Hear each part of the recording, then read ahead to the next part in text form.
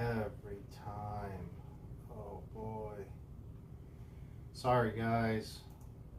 Just talking to myself, but sorry. Damn, Danny, I am so sorry. If I keep having the thing drop out, I'm just gonna have to quit doing the show until I move, I guess. There's not a whole lot I can do about the internet here. I'm running off of 5G. It usually, it sometimes works fine. I've had it work fine for a couple hours at a stretch.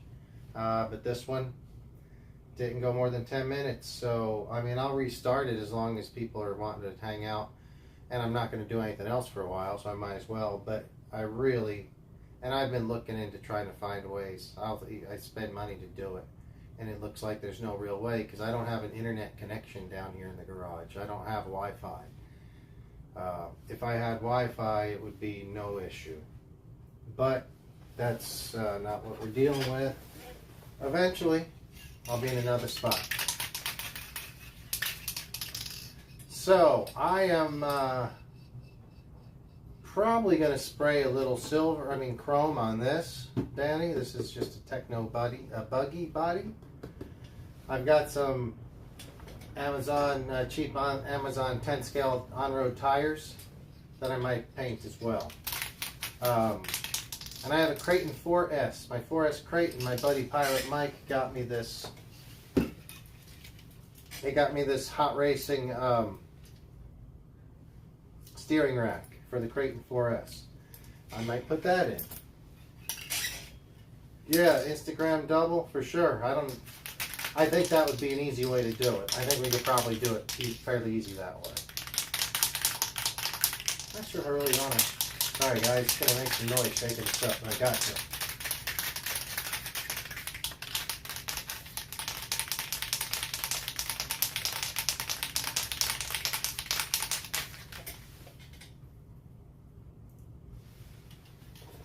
Alright, I'll pull the Creighton out actually.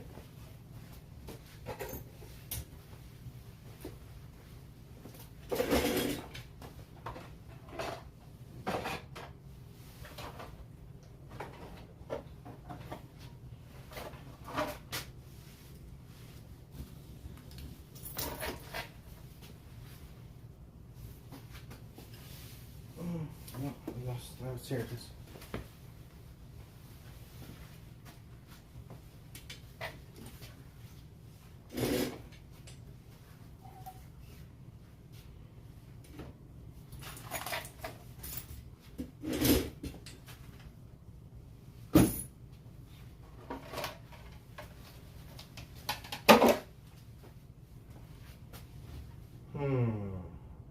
Do I really want to get into this tonight? I don't know.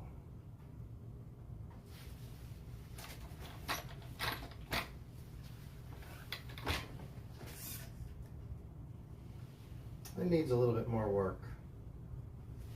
It needs some new ball joints and ball ends too.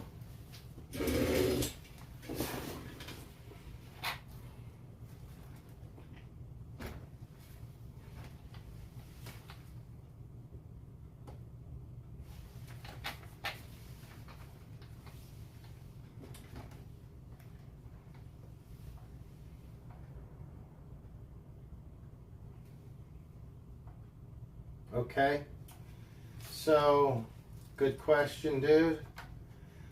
My honest opinion, I remember while you're asking this, I think you used to have a big rock and you used to break a lot of axles on the big rock. Yeah, it does come with a slipper. I wish it didn't, but man. Adding a differential would probably be, I don't know, at least $75 to the cost of the car, I'd assume. I don't have a problem with the slipper. I used to when they first came out on the first 3S and 4S Armas I had. I had a lot of problems on the slipper. A lot of problems. And then I kind of figured them out. And I don't have a problem anymore. And I don't have a problem with the CVD axles either. I had the regular axles on my original Creighton and put the CVDs on, and I had no issues after that. I know, I mean, some people still will. I think some of these cars, you just need to, you need to be careful when you're landing on throttle or if you're pulling backflips and stuff. If you're breaking axles because you're landing poorly, and I think that's usually the case, then I can't really blame the car. Metal spur gear upgrade. Yeah, that could definitely cause more problems, but I have the metal spur gears come in all the 4S cars, and that's not an issue. Works fine. It needs to be metal. If not, you're going to be shredding that spur gear all the time. Even I drive too heavy for that. But I don't break these much. I really do not. I don't break them. Hardly ever. And the 4S, the new 4S one, its suspension arms are so much thicker than the original 4S. And the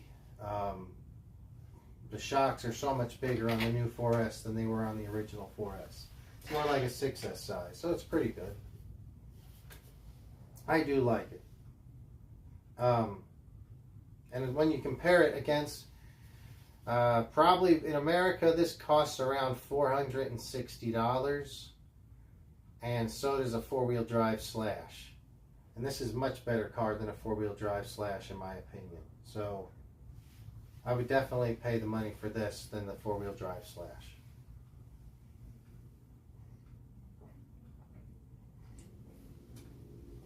All right, guys, thanks for joining in. I'd love to hear from you on chat. We got Danny all the way from England chatting it up. I am just sitting in the garage with my buddy, my dog Spike.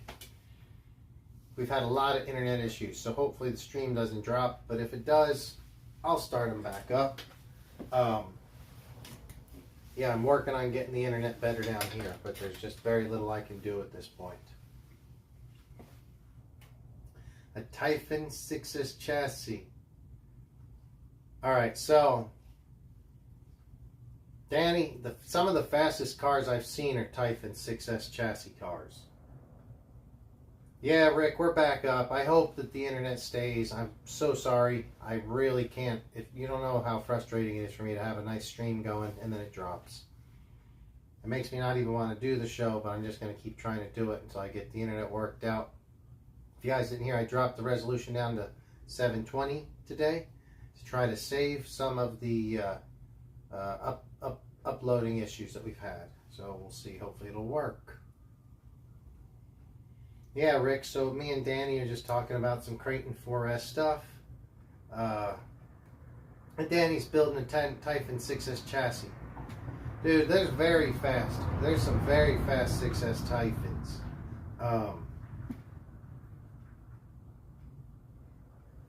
Yeah, this is right. This is, it's about 825 here. It's 825 here. So yeah. 825 and the temperature is 69 degrees. Rick, I don't think you got to come out and drive this new 4S Creighton yet, have you?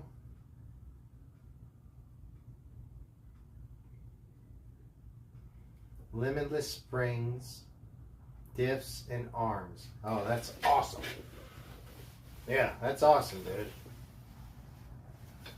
So I actually, we live in Southern California, me and Rick. There's a ton of guys that are doing drag racing with limitlesses and with, well, mostly with limitlesses. Some people will take a infraction or a felony and convert it over, but these are total, whatever builds. There's not really any, it's an outlaw class. You can build whatever you want. Some people are doing 6S, some people are doing 8, some even do 12S. But one thing that is for sure, a Typhon, or maybe a stretch chassis Typhon. Some people are running like a Typhon Arms, but with a Creighton, or one of the longer chassis. They're like the fastest cars out there, because it's almost everything the Limitless can do, but lighter. Guys, if you can, please give me a thumbs up and a subscribe. Share it with your friends. I really do enjoy these shows. I hope that we can get the internet issues worked out and start doing this on a regular basis. So Rick, you haven't driven that version 2. This is the version 2. You need to come out and do it. What are you doing this weekend? Maybe we can go drive this weekend. The Habao GTB. I know, I've seen it. You still have that, right? Because that thing's fast. That's a good car. Yeah, I've seen that Habao of yours. Rick, are you following Danny on Instagram? Because he has an Instagram account. Man, which one is it? RC Blazer. I think it's rc.blazer on Instagram. But, shout it out if you want, Danny, so Rick can follow. He's another cool RC guy. So, yes, rc.blazer on Instagram.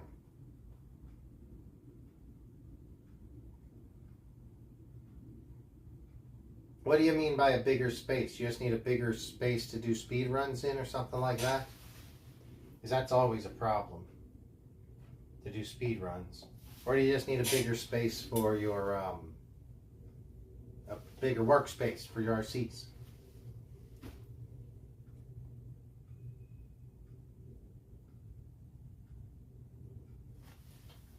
Your kid's in a basketball tournament tomorrow? Oh, that's awesome. Very cool. Very cool. Good luck to him. Hope he does really well for him and his team. Rick, that's great. Hey, Mike. Cheers. Thanks for coming back. As obviously, we had a issue with the internet. We're going to keep trying to come back. If it pops out, we'll come back again. But the Pirate's back in the chat. Love that.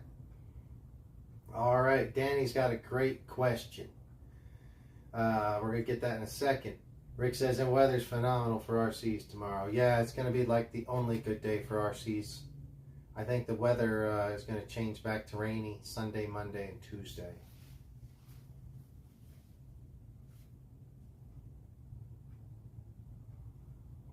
What's the best RC? 3S, 4S, 6S, and 8S is what Danny's asking me.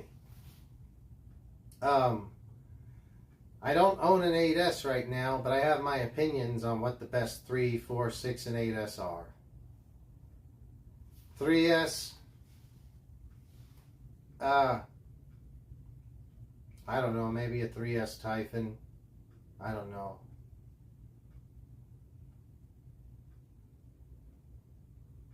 Yeah, maybe the Haas by Traxxas if you just want a kind of a bulletproof one for the kids. I enjoyed the Big Rock, but none of the 3S's handle that well. The Typhon handles maybe the best. So the 3S Typhon for all around. 4S, Creighton for me, for sure. 6S, the Creighton. And 8S, it's hard to say. I like the Outcast 8S. They're the shorter version, obviously, of the 8S. I really do like it.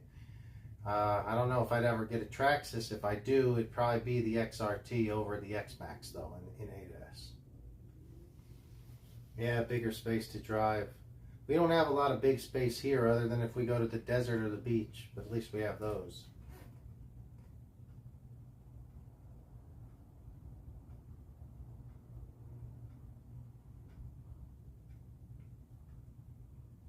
Oh, Rick got the Serpent parts in. Good. He blew his Serpent apart. Yeah. 3S Typhon. Oh, yeah, you know what? The infraction's not bad. If you want an on-road car, the Infraction or the Vendetta are on 3S, they can go like 70 or maybe more. And with gearing, you can probably get them close to 100 just on 3S. So that's probably the cheapest way you can go really fast on-road would be an Infraction or a Vendetta.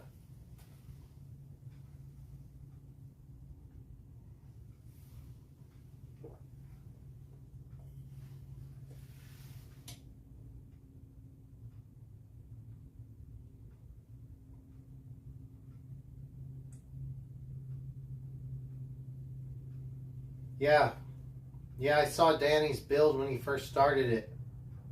I didn't know that was your first, or maybe I don't think I knew that was your first on-road car. That was really nice.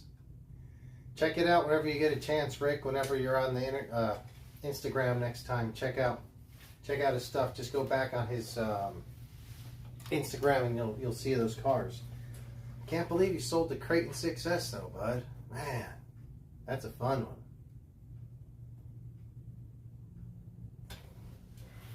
I guess I'm gonna just start slowly disassembling this while I'm here. Big buggy rear end exploded. The electronics were shot too. That sucks. I have, yeah. A lot of people break rear differentials when they're bashing. I know a friend who broke one in half this weekend. He did it on the 4S Creighton down at the Long Beach Sand Bash, actually. He had fun until he did his first jump off the ramp that goes pretty much straight up.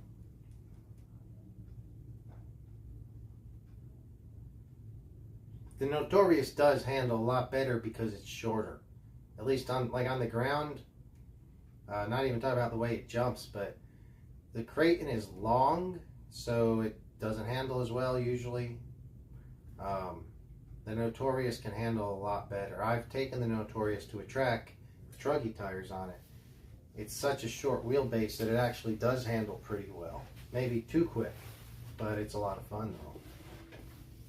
Yeah, I agree. Maybe I'll get the Notorious out. And Danny, one cool thing, you and me have kind of the same Notorious situation because they don't have an EXB Notorious, only the Outcast. But I like the Notorious better. It's just the body. But I like the Notorious. The body and the name better. So I built it like piece by piece. I had an old crapped out car that was like a V3, old one. I literally bought every piece new, or I had them new or online. I'd get them, online cheaper. But used all EXV parts, so it's an EXV Notorious. It's a stout truck. I've never had an issue with it. I love that truck.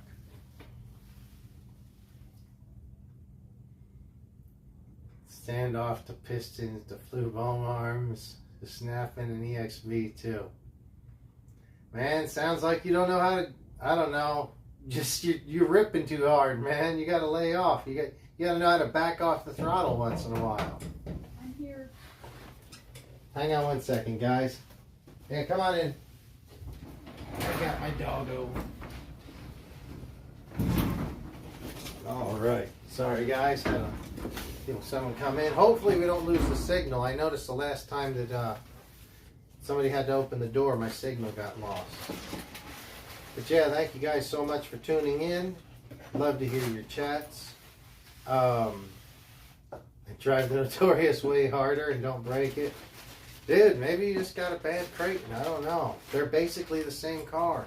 I can't believe you break one and not the other. So, Danny, have you ever been or considered coming out here to Los Angeles? I think it's a bit of a flight. It's probably like 9 hours. But, it'd be fun to come on out here. We could get an international thing going.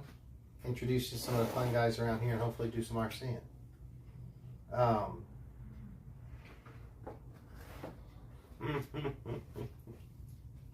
Mike Thompson says never to back off the throttle. Alright. Hey guys, I'm going to step off stage just a second. I'll be right back.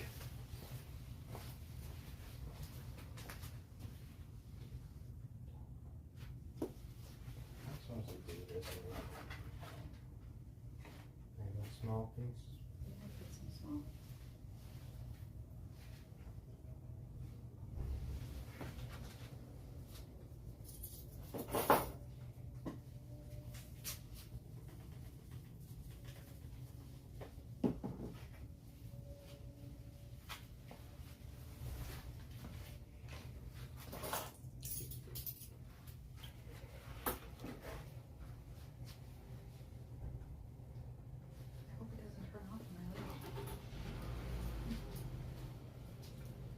Yeah, last time you came by and left it. Went away.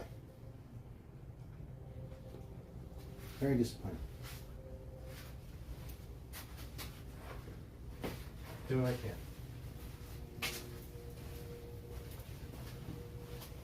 Alright, you better hold him here. Hey guys, how's it going? Hang on a second. Just had a visitor to the garage. Spike, you stay there, buddy. Alright, I think we're good to go. Dude, that would be awesome. That would be so cool. Make it happen. If you can get out here, and you look, my buddy Pirate Mike, who, Danny, you're talking with right now, he works with the great dude. His name's Steve. I forget what the Sam City he was from is, but I think you guys I actually I asked him once where he was from and told you. You guys knew exactly where.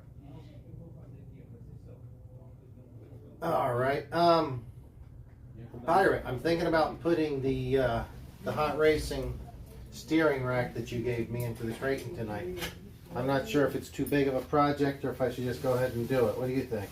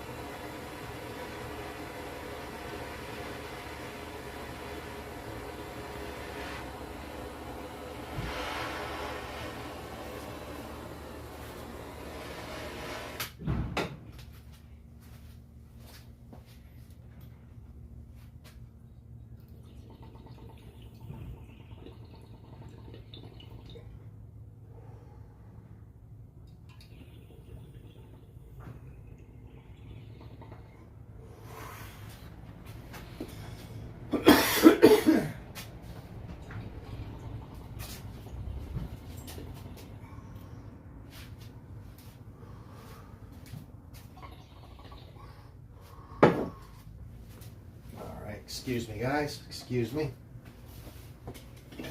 Didn't mean to step away. Look into that Visa side next week. Dude, that would be cool. That would be so cool. We would definitely...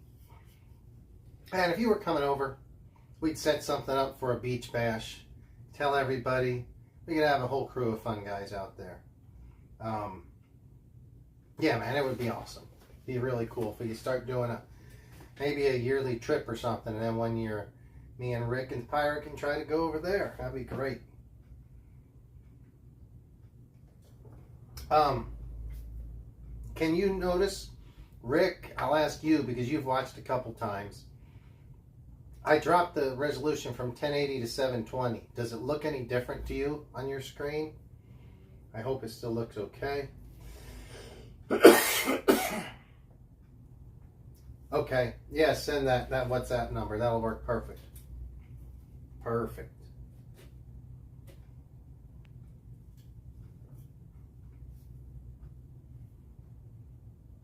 Okay, it looks the same. Cool. So what does your 3 RCs that require attention? I want to get something done. Believe it or not, I always plan to do projects while I'm here.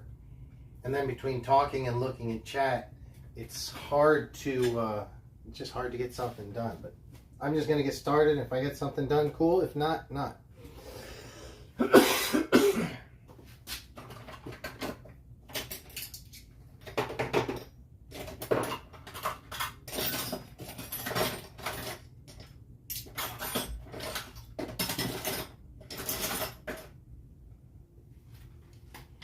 I shouldn't need a whole lot of tools for this job.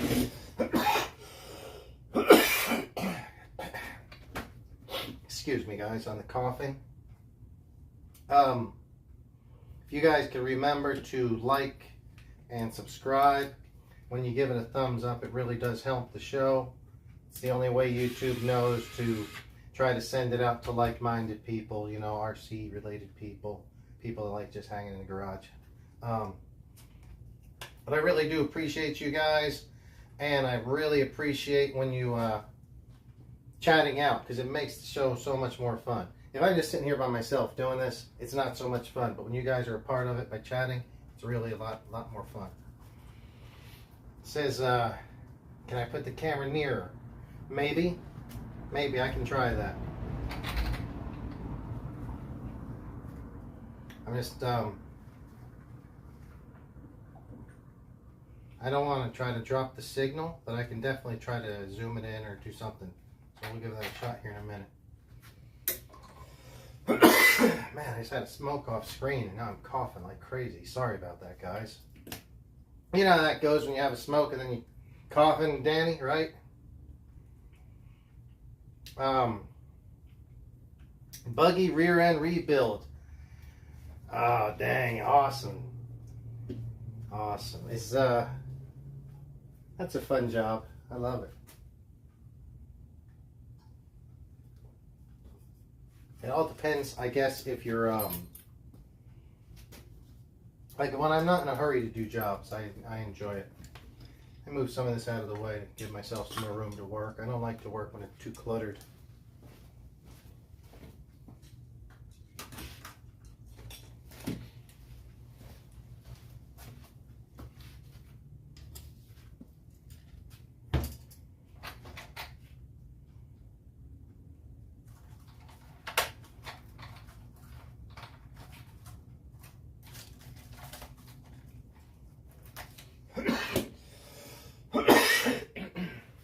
Try to zoom in a little. I'm not going to move the camera right now. I'm just going to try to zoom, see if that makes a difference.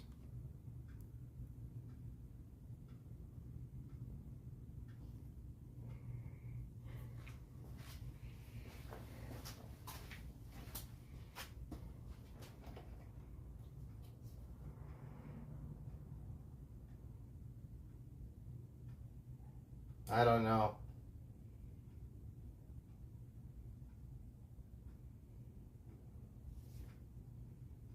If you ain't choking, you ain't smoking. Fucking awesome, Mike. I love it. Love it, Pirate. Truggy alone, a front brake, front arm carrier, shimmed up. Dude, this is some good stuff. I love it. People doing all kinds of repairs. DR10 diff, suspension tuning. Danny, is that FTX like the DR8? I don't know. I'm not sure. What is the FTX, actually? I don't know. If you ain't choking, you ain't smoking. That's true. That's okay. Buggy case, shock tower. Boy, you guys are fun. I love it. You guys are a lot of fun.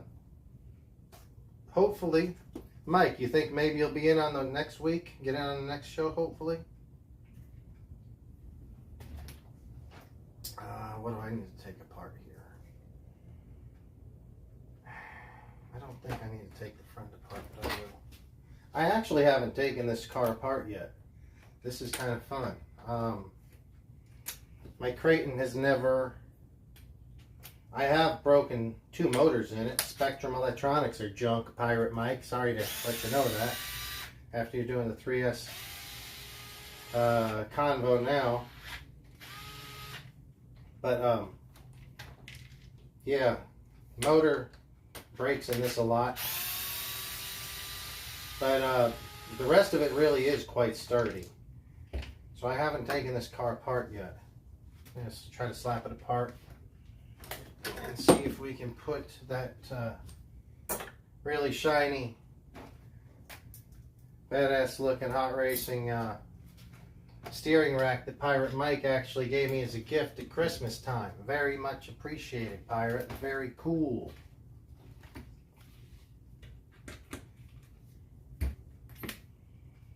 What state you in, bro? In LA? The state of California? Los Angeles, California? Could probably do a show next Saturday. Let's do it. Let's go, Pirate. Let's go. It's a lot of fun. It's always more fun having people in.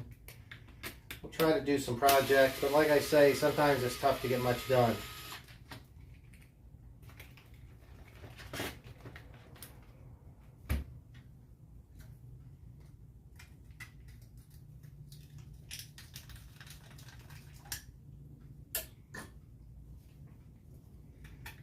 So Danny, I got a question for you.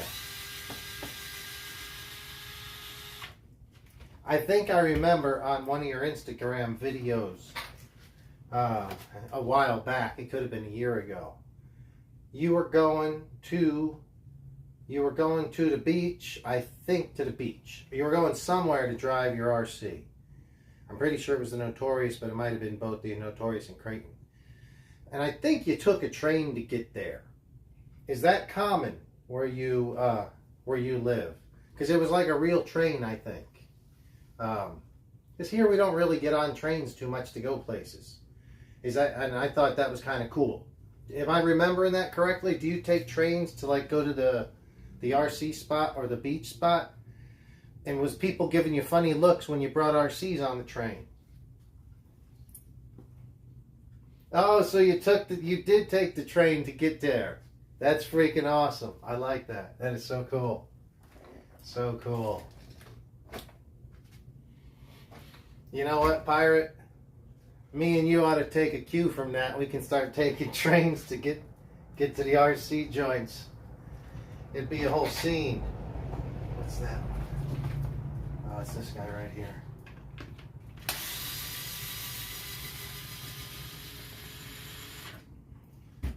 All right.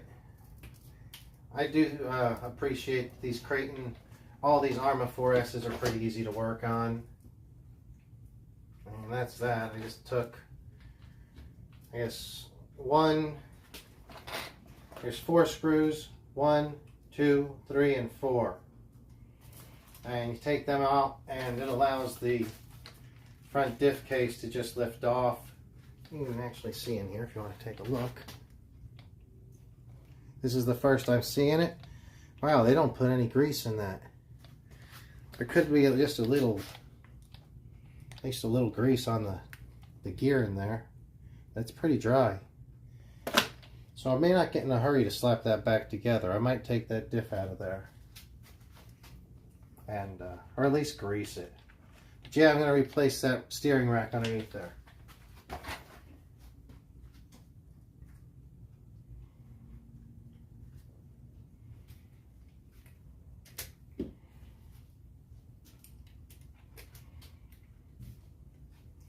Man, thanks a lot, guys. I really appreciate you tuning in. It's been a tough week. It's so much fun having you on. And thanks for joining in the chat, because the chat, I'd love your community chat just to keep going. You guys just talk. Keep talking. You don't have to just talk to me. Chat amongst yourselves too, because it's a lot of fun to have a community and you guys talking RC cars. So, Serpent 818 ready. Yeah, Rick's got the Serpent, and it's all modded up, ready to run. Well, hopefully ready to run soon. It's pretty on the table. Oh, that's awesome. 13 minutes away from station to the beach station. Dude, that's great. We don't really have an option for trains very much around here. So you might have better access to that. Here, not so much. I used to live on the East Coast, and in New York, trains or subways was very, very useful and easy to get around. But in Los Angeles, there is a system, but it's not that great, and I don't use it. We could jump off at Oh no, you know what, Mike? This is funny. You know where El Nido Park, there is a train track that goes through there, and they're starting a thing, and they're trying to vote it down, called Metro Row. They put a new bus station right behind there. I don't know if you've seen that, Mike. There's a new bus station near there, and they may have a train spot too. So they are thinking about bringing the metro through. So maybe they will expand it even near our RC track, which would be really freaking cool. Oh man.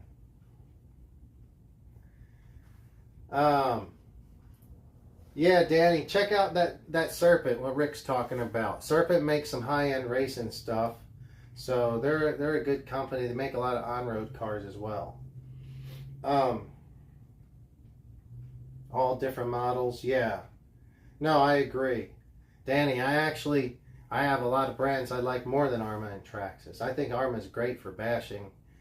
But my favorite brand's probably Tamiya, just because they make all the cool shit, old stuff. That was my first stuff way back in like late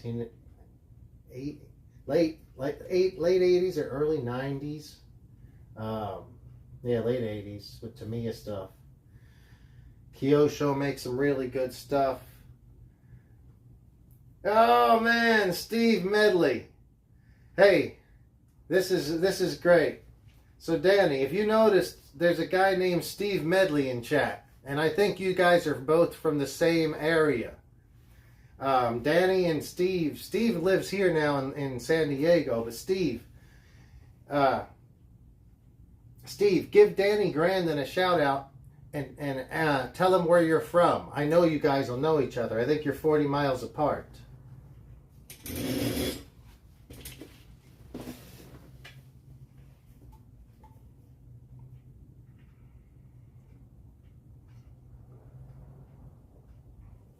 Hey, Danny.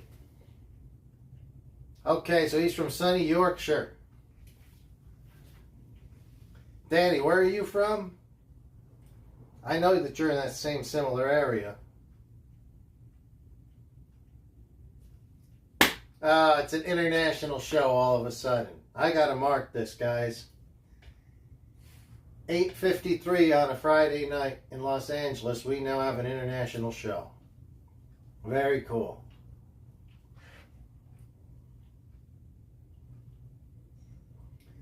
So, hell yeah, that's great. That is awesome. Rick all the way up in Pasadena. You know, we're still pretty much a Southern California based show, I think.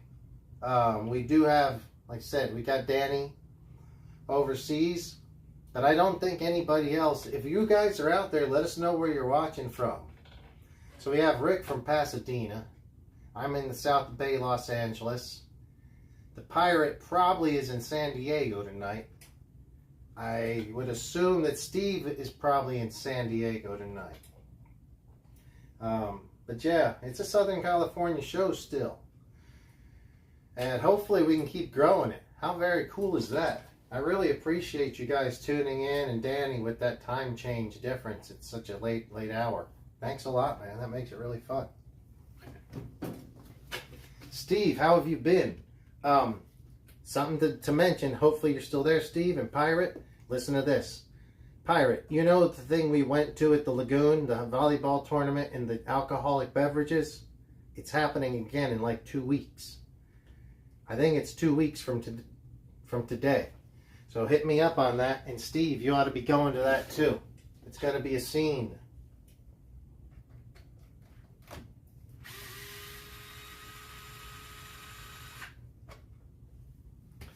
Hell yeah. Danny's going to make some moves and get over. That'd be fun.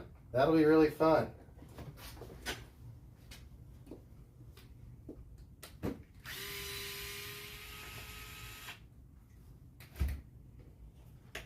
Wow. It's not going to be that easy, is it? It'll be so simple. Primo.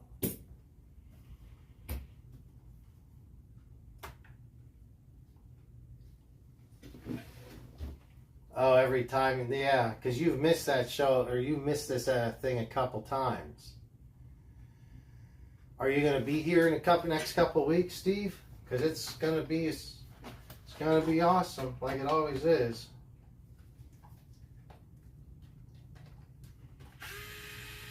So here I'm taking the screw out of the bottom of the servo horn on the Creighton 4S. I've already taken the 4 screws out of the diffs, and 2 screws that hold the steering links on. And if there's enough room, I'll be able to slide it out. But there may not be enough room. I might have to remove these kind of rock guards. I don't think there'll be enough room, but I'm going to try.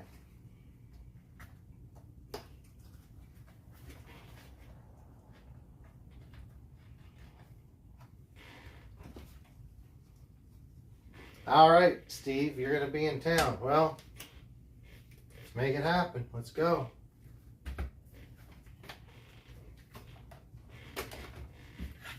Yeah, I'm going to go ahead and remove this rock gravel guard.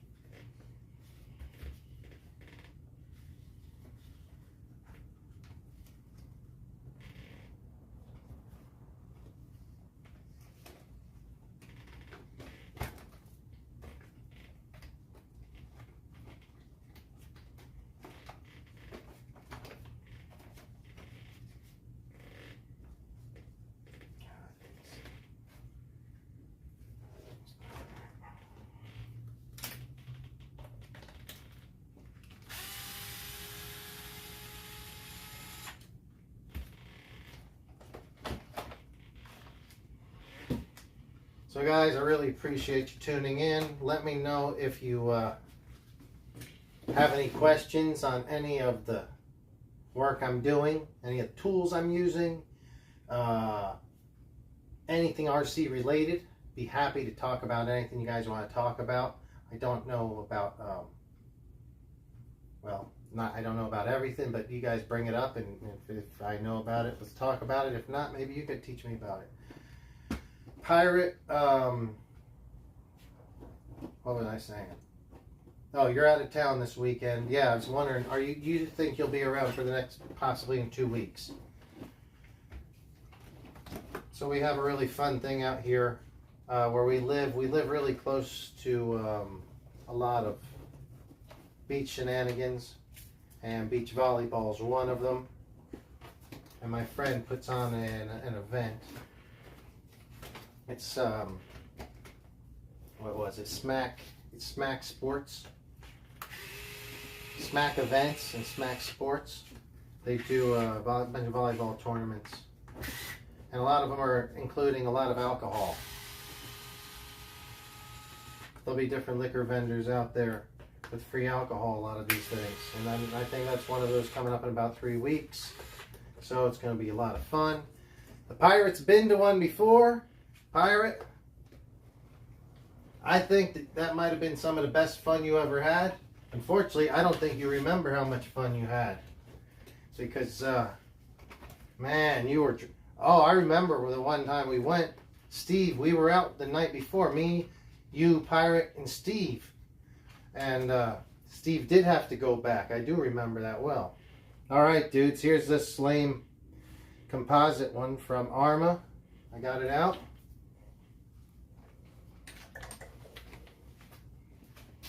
So that's probably hard to see. My lighting's not the best right here, but it sets in right there. Before I put it back, I'll put it in there, but I'm going to grease that differential. It looks like it's in good condition. It's clean, but there's very little grease in there.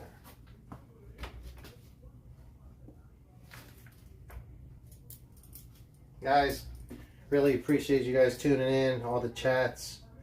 If you could share with your friends that like RC stuff, and subscribe, give it a like, that'd be great. I'm also have an Instagram, same name, JBRC Garage. So here's one, here's one. Thank you, Pirate. I got this because, well, the pirate hooked me up with this bad boy. Oh, it's not, is it on video?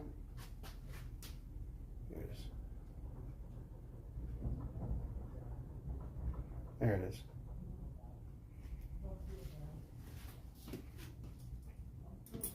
Yeah, we were drinking Fire Chiefs. Man.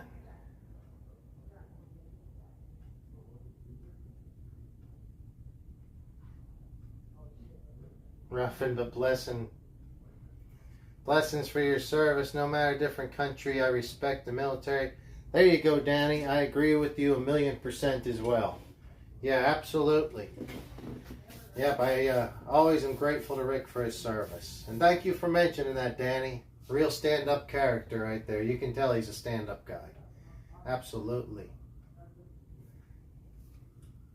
Man, we got a good group of international people now.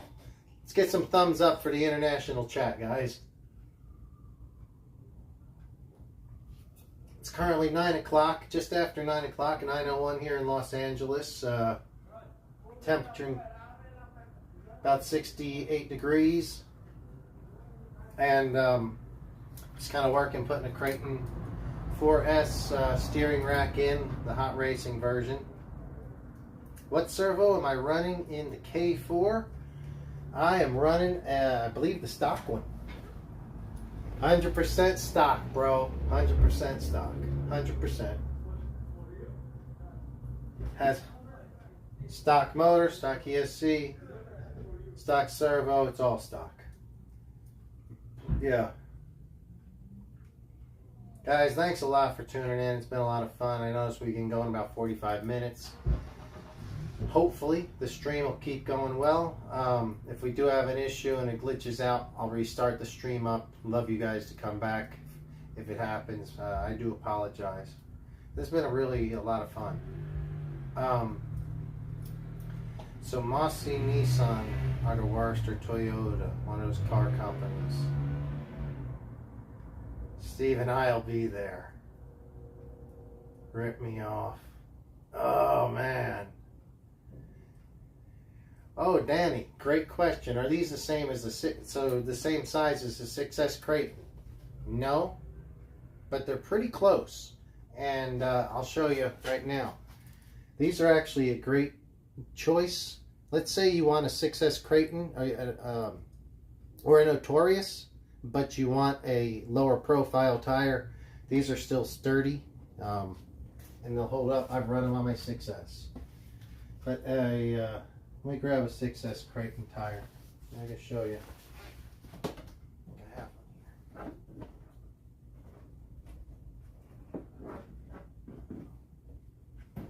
Oh, I'm about to knock stuff over. Oh, the things I do for my overseas friends. All right, guys. Yeah, this is the 4S size. This is the 6S size.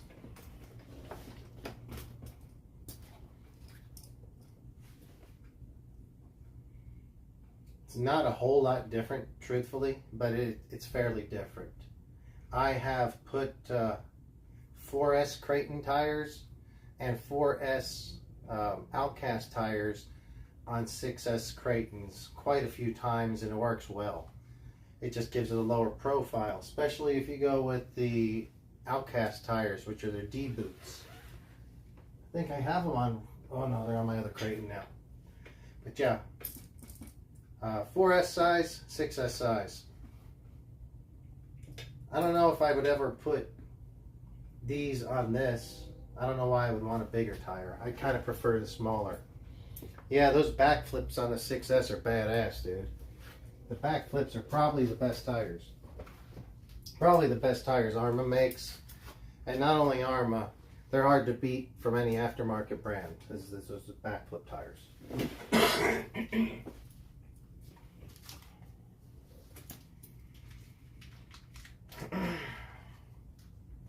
He's the Gilly beer guy. Mazda Milan. Oh my God. $58,000. Rick, I think we've all been there when we were young, and a lot of us been taken advantage of by a slick salesman and an annual percentage rate that you might not have seen coming. Yeah, it was tough, dude. Those pesky fire chiefs. Dude, we should be drinking them right now. Maybe next week. What servo? Yeah, stock. That's why I love the hobby. Nothing but love. Yeah, that's for sure. It's a good hobby. It really is. Stock electronics are great until they're not. Absolutely.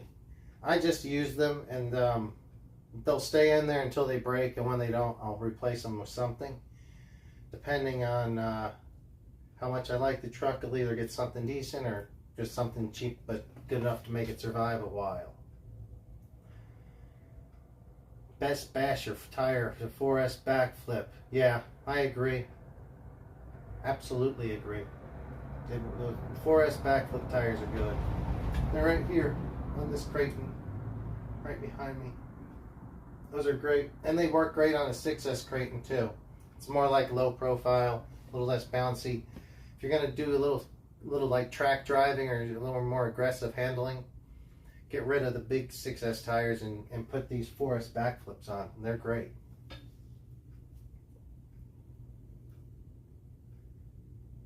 Stock Arma servos are wank. They're weak and they're wank. Yeah, they are. They are not. They're not that great.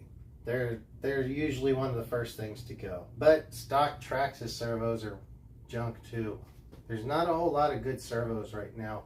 Stock. Any of them that I can think of, truthfully. The X-Max and XRT servos will go out. Creighton 8S is maybe decent. It's hard to say. So this new steering rack comes with all new bearings as well. So really smooth. Nice, nice. I think I should take it apart and Loctite it before we put it together. Hang on, guys. Gotta grab some Loctite. I'll be right back. Chat amongst yourselves, please.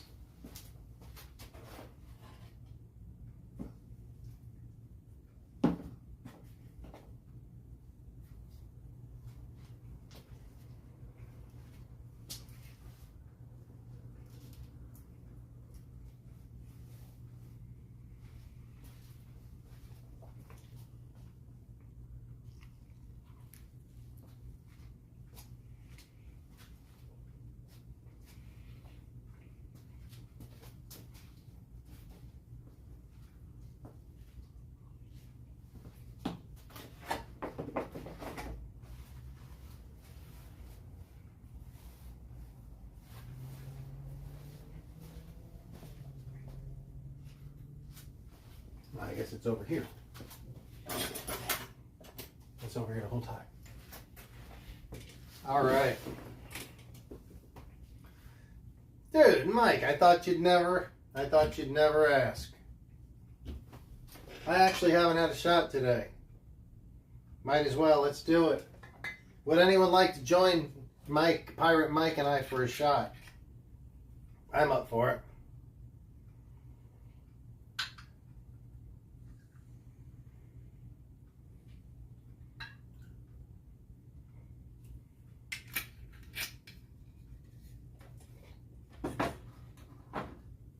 All right, guys, the 9 o'clock hour brought to you by Johnny Walker Black Label. Pirate, here's to you. Here's to all you guys for tuning in. I really do appreciate it. Got a fat joint going, if that counts. Yes, sir, it does. It absolutely does.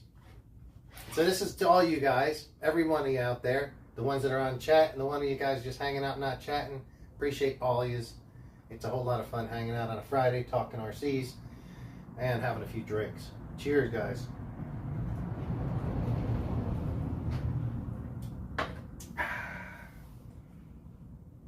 All right, good stuff.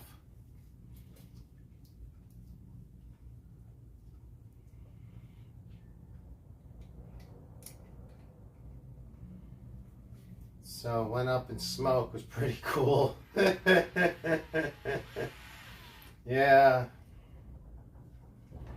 It's cool if something goes up in smoke, but it's more cool if, like, you got to get it on video. Then it's really cool. Did you get it on video, Rick? Sophisticated brother. Red wine tonight, Pirate. You know, Rick, you ain't the only one. And my little Yeti right here, I'm drinking red wine as well. I just find it easier to drink right now than some beers, so I'm just sipping on some red wine.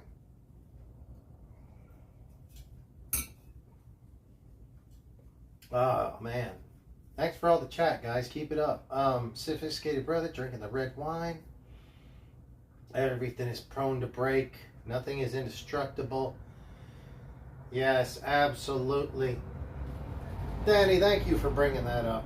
So see, that's a real RC guy. Danny knows.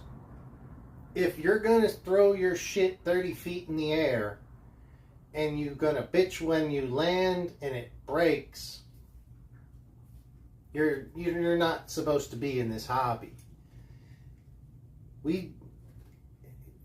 those things are going to break. If you land them perfectly, there's still a good chance they're going to break. If you've got really stiff suspension and you land perfectly, maybe you're okay. But these cars ain't meant to be going 20, 30, 40 feet in the air. And over. Rick can attest to it, and Pirate can attest to it, because they've been out there whenever we've hit those big sand bashes. Rick sent my other 4S 50 feet in the air, probably 20 times over, 30 times over. Just once over. They can really hold up to abuse, but eventually they will break. So, for those people that are going to complain about that, oh, they jumped it especially if they're jumping on concrete. Maybe they're jumping in a skate park. Dude, what do you expect, man? These things are so good these days. When they break, a lot of times it's the driver's fault. But thanks for saying that, Danny. That's kind of my rant for the night. That's a great rant for sure.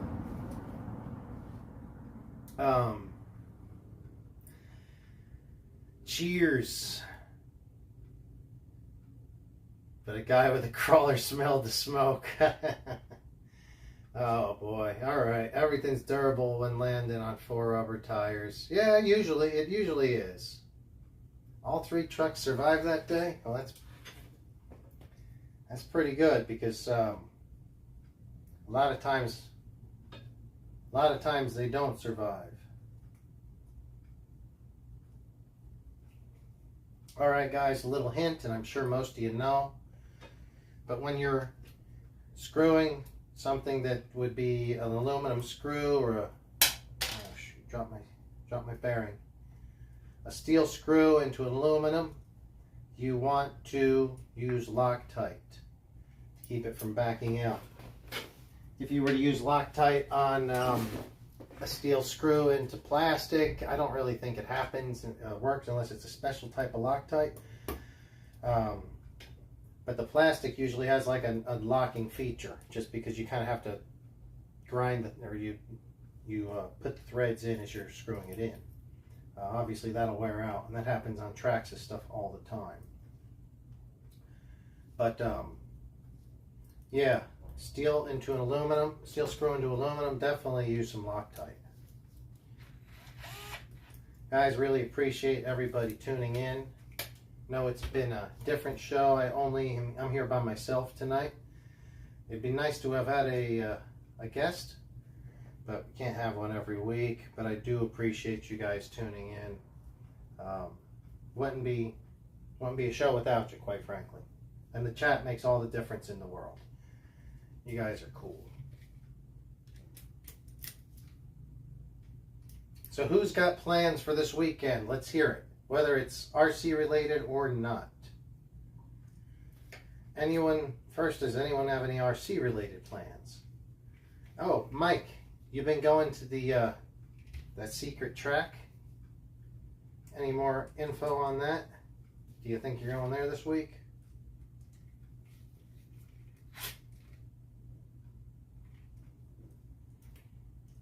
All right.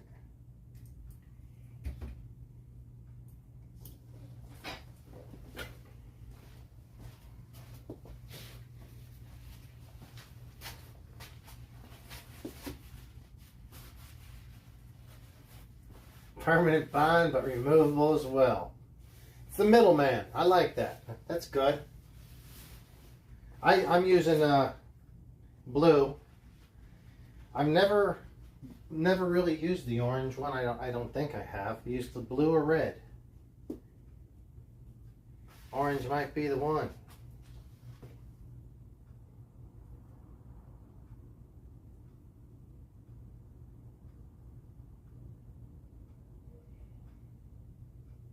And so,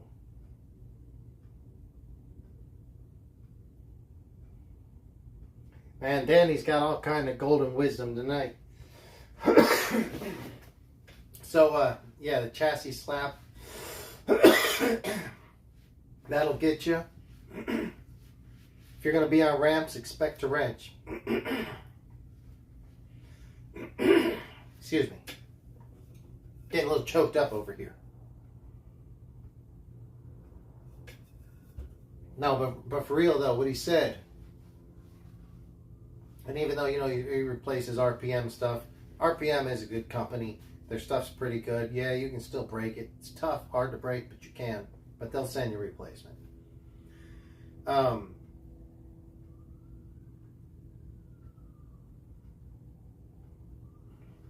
So the most important thing I think that Danny says there, he goes, he loves it, it makes him smile. Or makes him happy. Emoji face or whatever that is. That's the thing, man. Even if you're breaking your car from time to time, it's not that big a deal once if you don't mind wrenching on it. I know so many people that don't ever wrench on their stuff, ever. I work at a shop, and we have people all the time come in. And it's some of the simplest jobs. Anybody with 20, 30 minutes, maybe, an hour, can do this. Anybody. But maybe not. I mean, people get into this hobby not thinking they're ever going to wrench on stuff. I don't care how good your car is. You can have the best cars in the world. Best bashers, the best racers, whatever. They're all wearing out and they're all breaking. So part of this hobby is fixing it. And you got to enjoy the breaking and the fixing part of it. It all makes me smile. That stuff all makes me smile. E-buggy for sure. Track is flooded, but still a secret. Oh, Rick, it's a secret track. Charge my batteries. He's itching to go. Last penny would break. But my last penny, I would break something before the bash. Yeah, that's the way things go for sure. Nah, man, I like gluing. I like gluing tires. I actually glued tires last night, Rick, and I have more tires here. I started gluing these one day on the show. Might finish them tonight. I love gluing tires. And I just got something in the mail today. I'll show you. This is RC related, guys.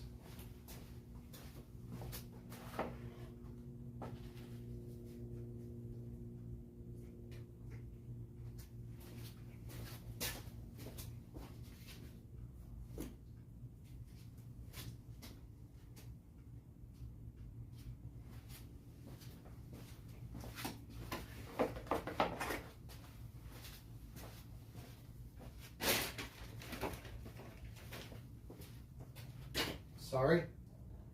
Thought it was right here.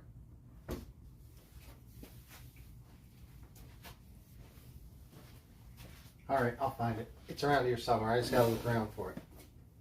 I just got some really nice solder and fluxing. Because I'm not that good at soldering. And I started getting better this week. Somebody I work with is really, really good at soldering.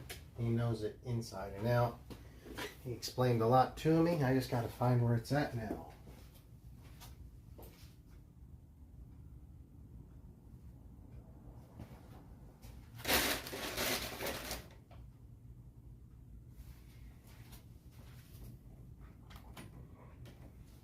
This is what it helps to have a guest on the show. It's sometimes I have to step away from the camera. I hate doing that. Tires he's okay with, and now I'm happy with spraying bodies. Okay, yeah. I love painting stuff. Matter of fact, I'm gonna try to finish this. You guys keep the chat going. Help me out with that, because I'm gonna try to start slapping this in, get this done, and maybe I'll paint something live right here in front of the computer, and my paint will even get over the laptop. Maybe it'll be all kinds of fun.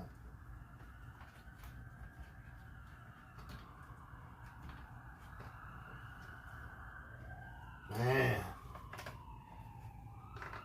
hear the sirens out there.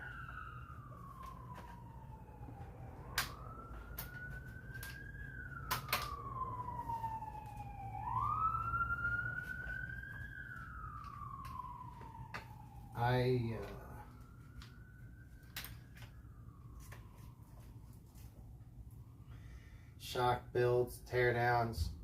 Hell yeah.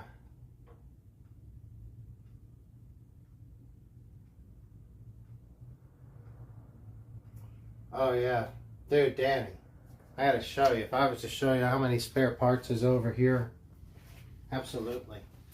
It's good having the spares around. You know it breaks after a while.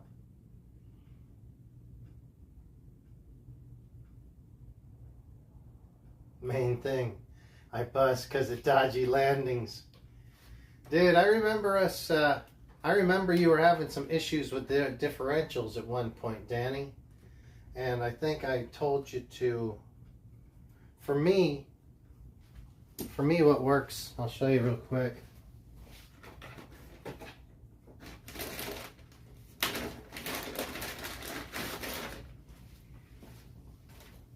On a 6S Arma Creighton or Notorious, you can replace the differential by pulling these 4 screws out. 1, 2, 3, 4.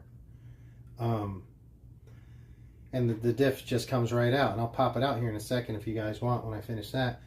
But for me, and you can do that real quick. And you can slap in another diff and you're ready to run.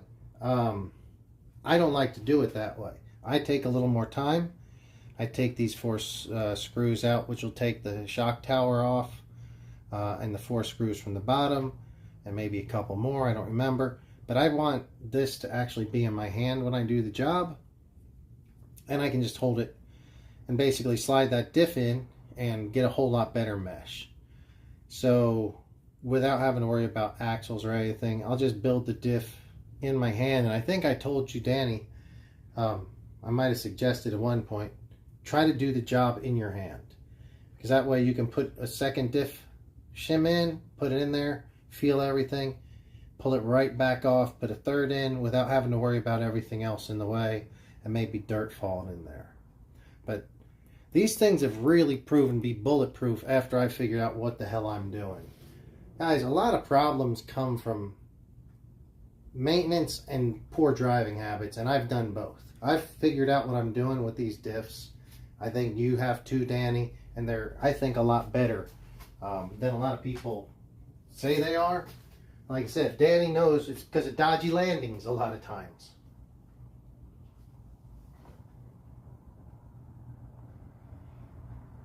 Alright, so what was that? Shimming for me, Danny, yeah. So Rick, I remember one time as well, there was a motor, I think you had one and I was confused. I couldn't tell if it was a motor cogging or diffs slipping, but I think it was the diff slipping. Got earplugs and center diff now. Man, you guys are hardcore. I don't ever put anything like that thick in there. You guys are hardcore, dude. What's everyone's best job and worst job on an RC? Danny, this was the question last week, and I didn't have a lot of people in chat, so I didn't get a lot of answers. That's cool. Yeah, let's say what it is. So, serpent diffs were crap at first. Learned about shimming. Yeah, I remember that, Rick. I remember that. I thought maybe the motor was cogging, but it was the diffs.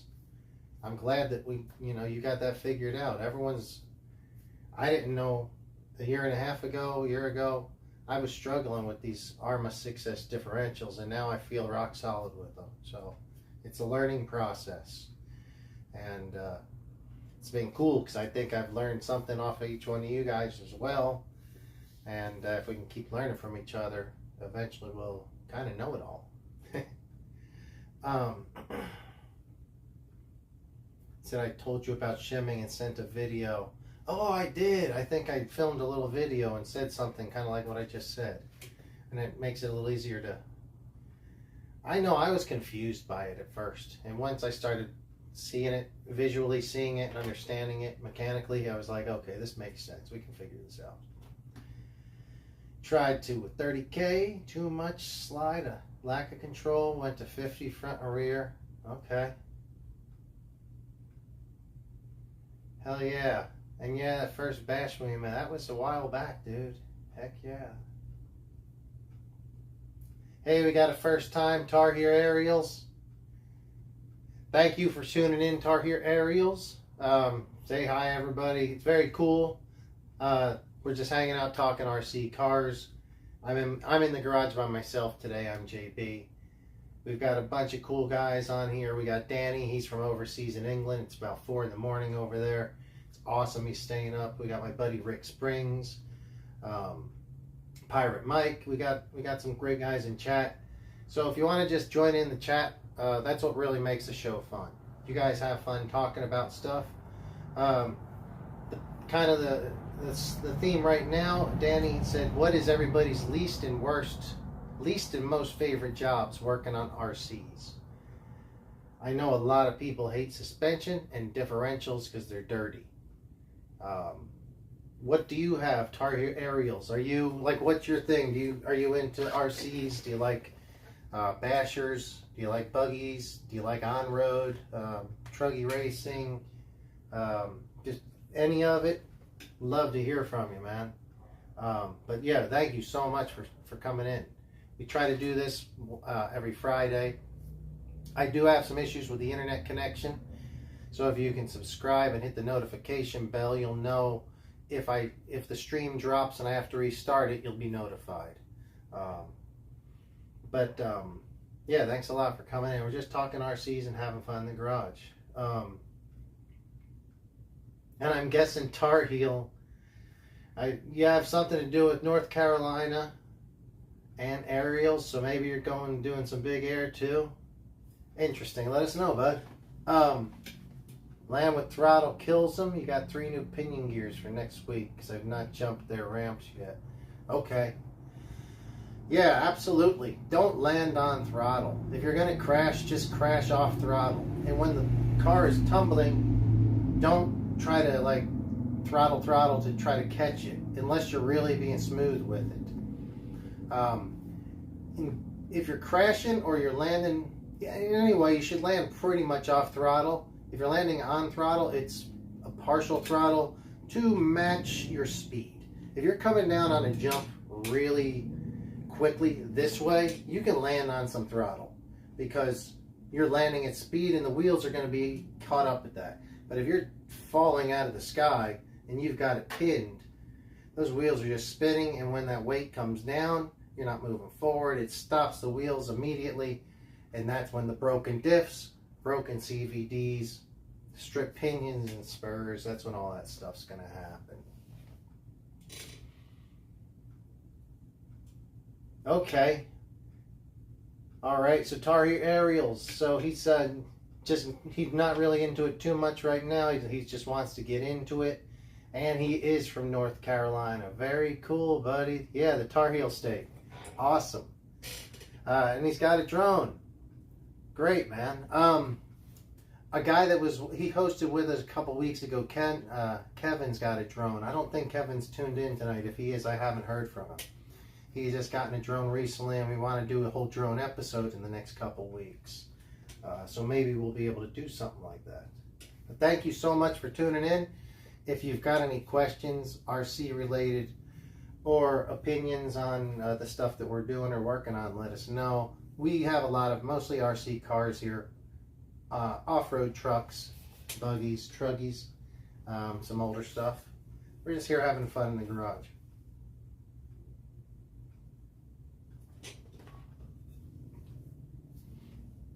Okay, so Rick likes cleaning the cars. I do too. And so does Danny. He likes cleaning the cars too. Very cool, dude. Yeah, I like doing the before and after pics. I bet both Danny and Rick, you guys have probably seen it from time to time on Instagram when I'll do a before and after pic on my Instagram. Some car will be filthy. Take a picture of it, before after, and I will. I've been known to take the electronics out of a car and then thoroughly just douse that thing in a bath if I needed to. Whatever it takes. I really prefer to have my cars clean. Pre-bash setup. The onlookers don't know it's about to go down. Yeah, I really enjoy the pre-bash setup. I guess, do you mean whenever people are pulling up at a park or something, Rick, and they haven't really set the RCs flying yet, and people at the park just are like, hey, what's going on here? And then you start sending them through the air on ramps, because I've seen that for sure.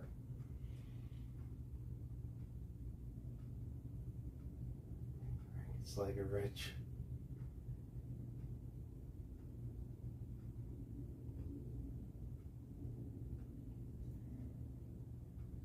Setting up ramps, taking out the cars. Look at me like, yeah, for sure.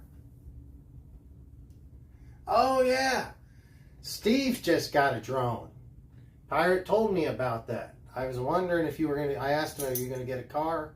And he said, no, you had just picked up a drone. So very cool, Steve. Maybe you want to come up here and we can get you and Kevin on the show and you can do a drone talk. He got the DJI 3 Mini 3 Pro, I think is what it is. There's only one Mini 3, I think. He just got that.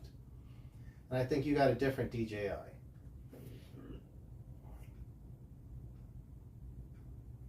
You sent 3 drones to Ukraine. All right. No, that's good, man. I think I know why. I mean, I think it's to help the cause out there. So that's intense, man. What a situation. What a deal. Wow. Thanks for the nice welcome. Yeah, oh, absolutely. It's just a small group. I have a lot of friends that do this stuff, but the shows just get started up. I've had a bunch of internet issues, so I haven't been able to do it as frequently as I want. But yeah, hopefully, you know, everybody's want them to feel welcome here. We're just here having fun. I'm going to start working on this a little bit, try to get this together. You guys talk about drones a little bit, maybe. And I hit him with 2x backflips, 3 backflips, big airs. Yeah, huge. Oh no, you need some screws and duct tape in that drone. Dude, I didn't want to hear that. That's no good. So guys, the 930 hour is brought to you by ProTech White Grease. ProTech White Gear Grease. The whitest gear grease you're going to find from ProTech. It's some good stuff. And I actually do use it.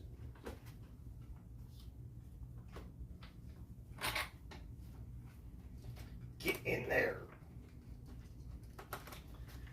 Man, it's been a whole freaking week. How about you guys? Have you guys had a good week or has it been tough? To me, this has been a tough week. Tough week. And it's not getting any easier yet, but we'll see. So what are you guys saying? 'Tis but a scratch. Oh, man. So you got a Mini Pro. Okay, sounds good. I want a decent DJI Mavic drone. Following RC car on a track, hands-free. Dude, will it follow an RC car around the track? I'm still learning about them. I want to get to know more about them, specifically for the video. Danny, this channel will grow quick. Yeah, I hope so. I don't know. I think that if I could figure out my internet issues and that way I could consistently stream like a 3-hour broadcast, then it could grow.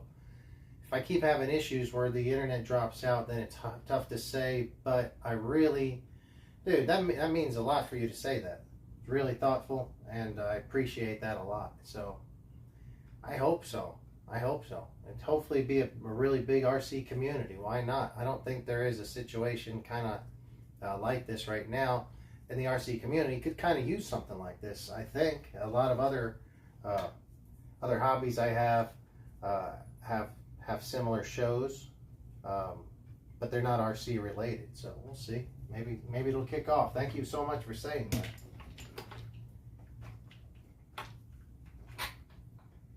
See if I can just get to this.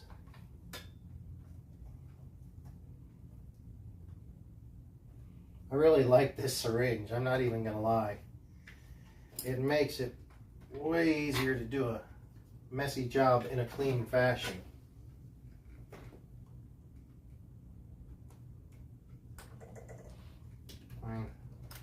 I may try to set up a future episodes if we're going to be doing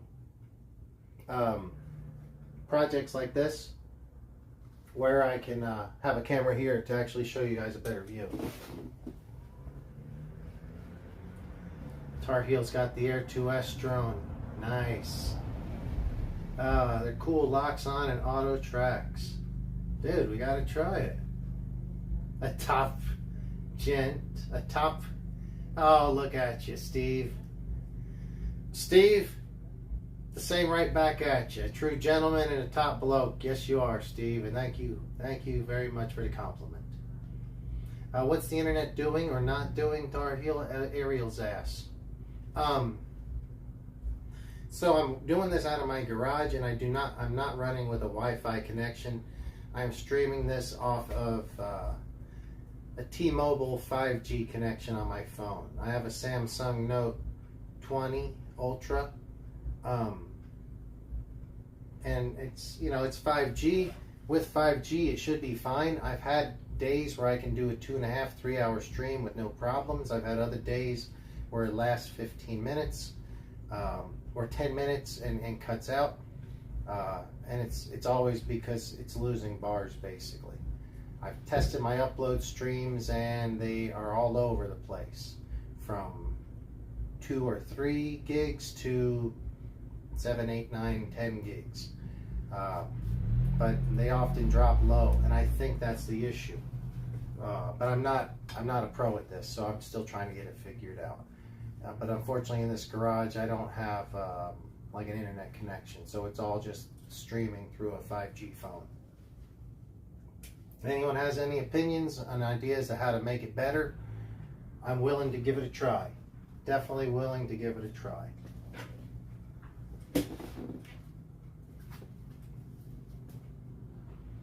Zoom meetings on your TV and do the live stream as well. Maybe we could be in our garages on. I would love something like that, Mike. That would be. I actually want to try to do something like that, or at least if we could do this right, where I could have you call in, have people call in sometimes and do their own little talk. That would be great. What type of work do I do in the LA area? I actually work at a radio control hobby store. We have a couple of stores here in Los Angeles. I work for a shop. We have 2, one in Long Beach and one in Lawndale, and we sell radio control cars. Most of them are Arma, Traxxas. Those would be our 2 main brands. I think they're the main brands for any of the hobby shops now. But we sell Kyosho, Tamiya, Techno, Axial, Mini Z-Track. We have a Mini Z-Track in one of our stores. So yeah, I just work at a hobby shop actually. Just kind of something I like to do, and I've done it a couple times over the years. It's not the first shop I've worked at. I just kind of mix the things I like to do with my job sometimes. Maybe that's good, maybe not, but just having fun with it.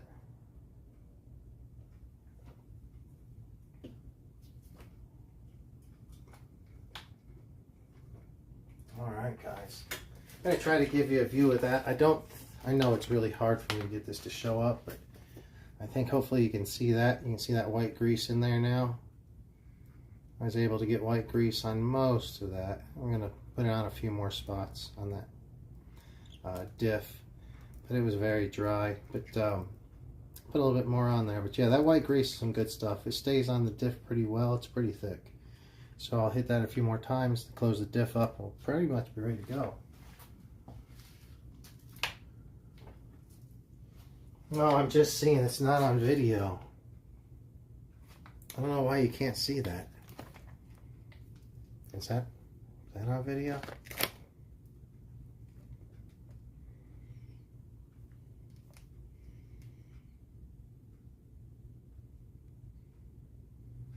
Maybe, just barely. But anyway, there's a differential in there. I'll get that camera stuff worked out. If I had a Wi-Fi down here, I could run something like OBS or some software like that. I've been looking into it, where I could have multiple cameras actually. So I could use that camera and a camera up here. Just click between the two so you can see what I'm actually doing. But like I said, it's just a garage chat for now, guys.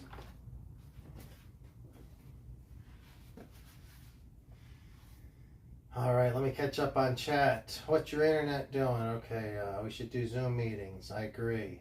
What do I do? I work in a hobby shop. I only have a carport.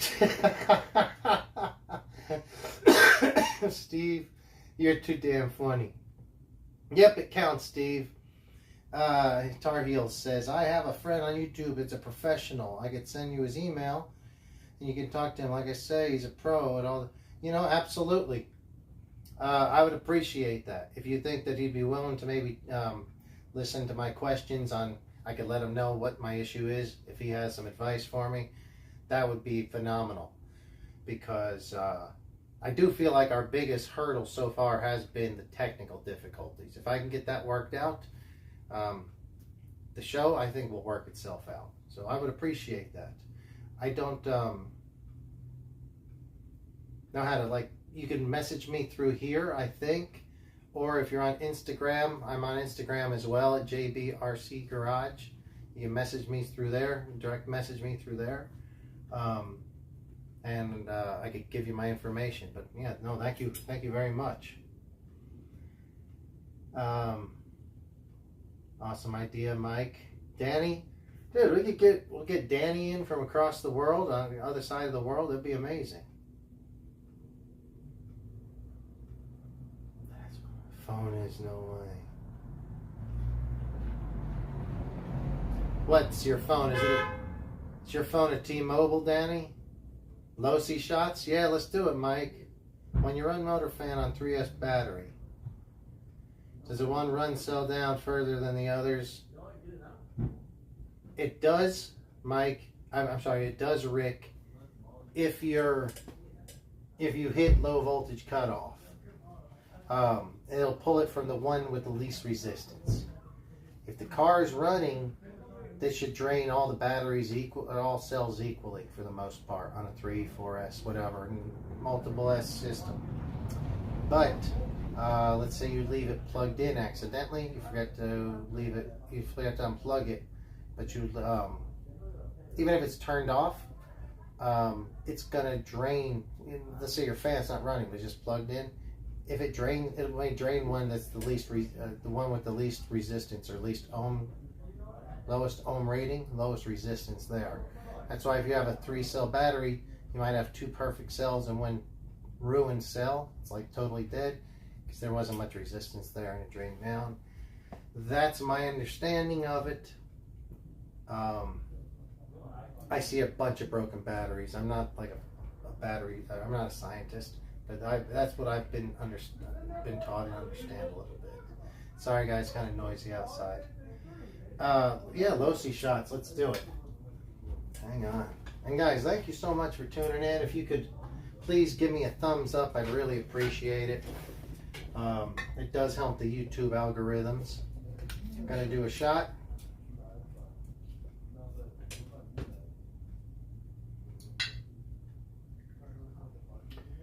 Guys, it's about 9:45 here in Los Angeles, and about 68 degrees in the RC garage. If any of you guys have questions about a particular type of RC, let me know. We currently have an Arm Basher up here, but we do have other RCs in the area. Just let me know.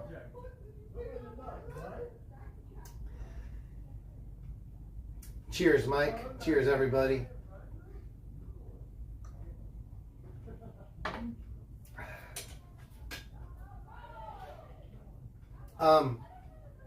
Some would say low-C shots.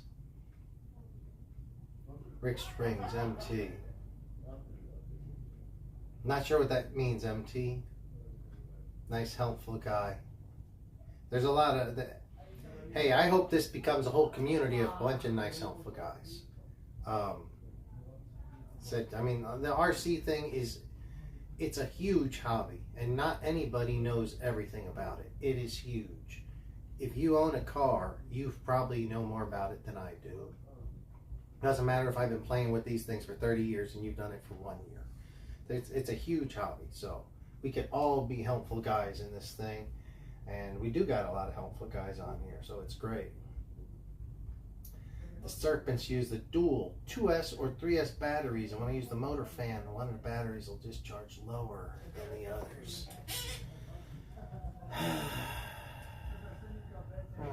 That's interesting. So it doesn't matter if you're running a 2S or the 3S systems. So you can run that on either, you run it as 4S or 6S, if I'm not mistaken from what I'm reading here. You either run it on 2 2s or 2 3s. And if you're using the motor fan, one will discharge lower than the others. He recovered a 3S battery last weekend a few months ago. The number was off by 800 milliamps. Yeah, that's tough, dude. Try the fan off the ESC plug if possible. Rick, goes down equal. So I was actually wondering that. So Rick, how is that wired? Like, where are you getting the wire, or where are you getting the power from for that fan?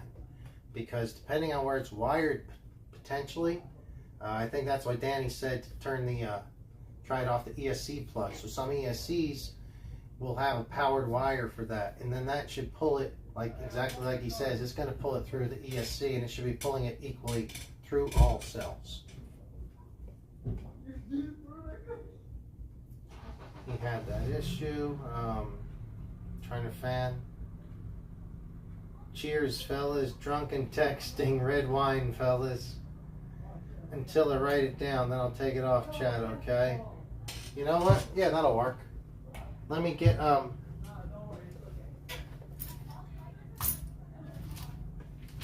Sure, there's just a few guys in here. No one's gonna blow the chat, the email up.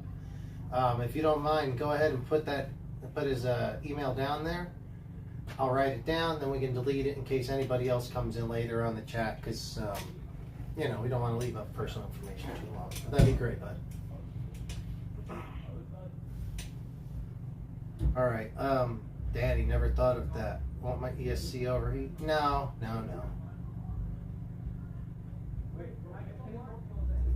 Are you asking will your ESC overheat from using the ESC plug? I don't see that happening. Unless I'm mistaken something. I think Danny means a lot of ESCs just have a wire coming off of them that's powered already.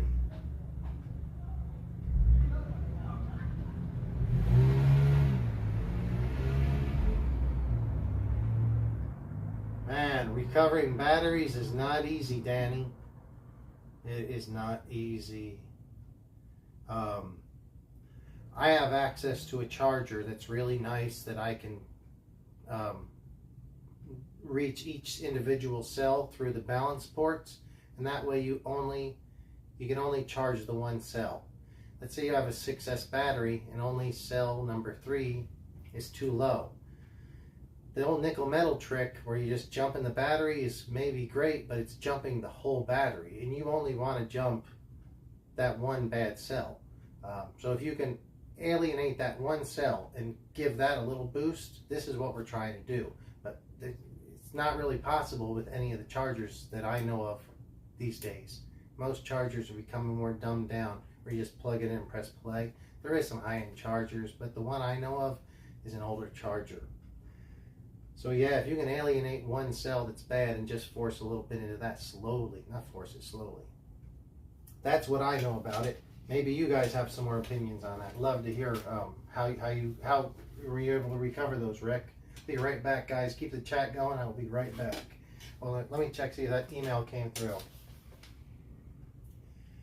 No, Rick.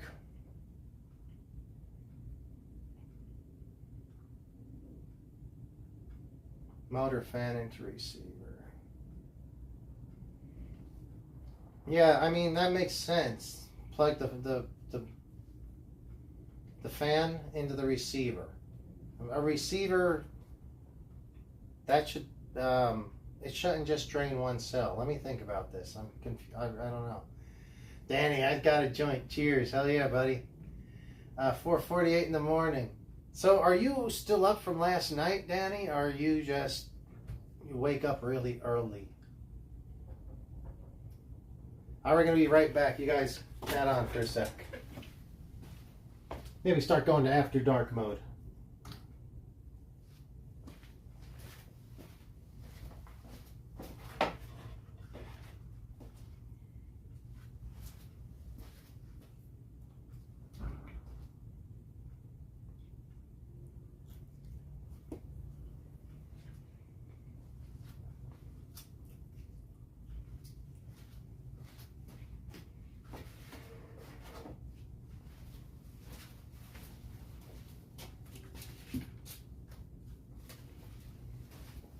All right. So this is what I got. I couldn't find this earlier. I just found it. MG Chemicals RA Rosin Flux Paste and MG Chemicals SN60 PB40 solder. I got some good stuff. Don't know why I gotta lift it that high.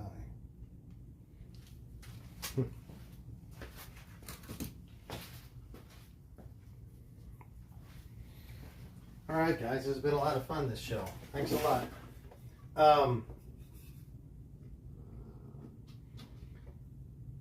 Put the email in the chat above. All right, let me go grab that real quick.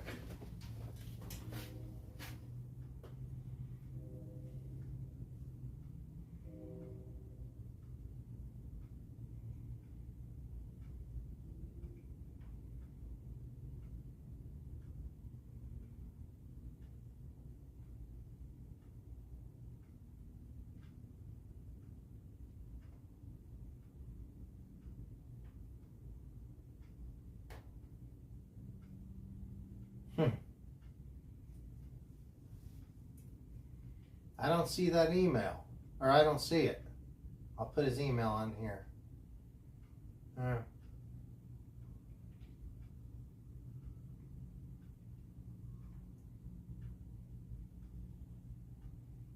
I'm looking through the chat and I don't see that, so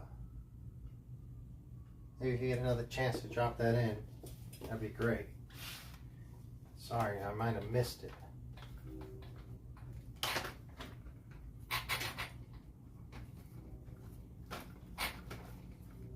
Alright, let's see if we can get this thing back together.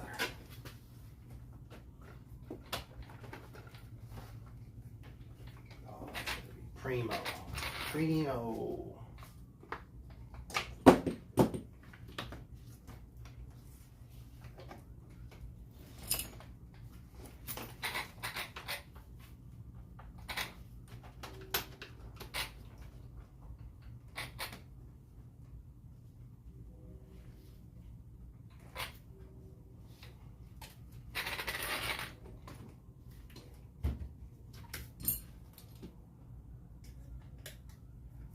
So is anybody actually out there working on stuff right now?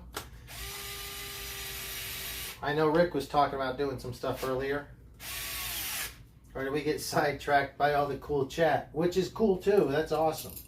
If you guys just want to chat it up, go right for it, man. I'm more than happy with that.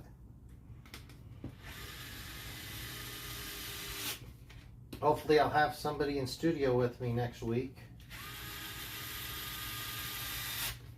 I think it makes it a little bit more interesting for you guys. As when it's just one of us, it's kind of tough to get away from the camera for a sec. Love this tool.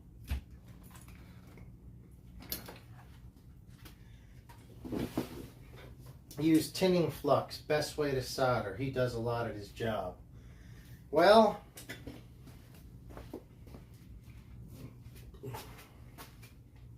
from what I was learning, I was looking at, I brought my soldering iron to work where you know, my boss actually is really good at soldering. Had him look at it. He said by looking at the tips, he could tell there was too much oxidation. The oxidation doesn't allow heat to transfer correctly. It's because I was not using a good quality solder, and I did not have any flux. There's flux, I guess, that was in the solder, but it's not the right amount. It's only where the solder first touches the tip, and so it allows oxidation on the tip. So I got this stuff. Hopefully that'll work. My solders, I mean, they tend to hold together, but they're just not as nice as they should be. I'd like it to look like it came out of a professional machine, weld solder, something like similar to that.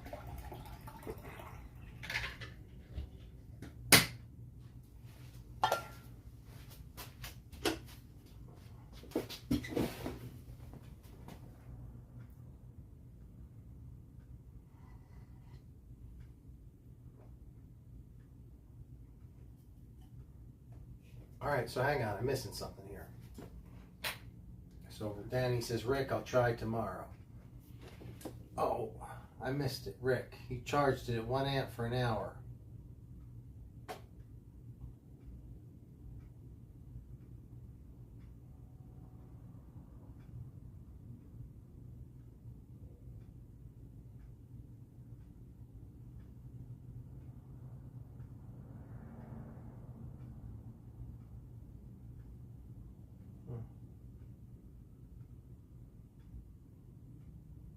Okay, yeah, that's probably not letting it show through for like security reasons. I think I don't use YouTube a lot for other things, so I don't know if you can leave a direct message through it. I know you can on Instagram, but yeah, I don't want to put my my info out like that either. But yeah, if you can, just we'll figure out a way for sure. Thank you. So it's you guys are out of work tomorrow. Yeah, no, that's awesome, man. I don't work tomorrow either, but I got a bunch of shit to do. It's gonna be another. Oh, dude, what a week! What a bullshit week. I'm so sick of this stuff. At some point, it's like, man, stuff's got to get easy, right? It's not. There's nothing gets easy. Nothing gets easy. Everything's tough.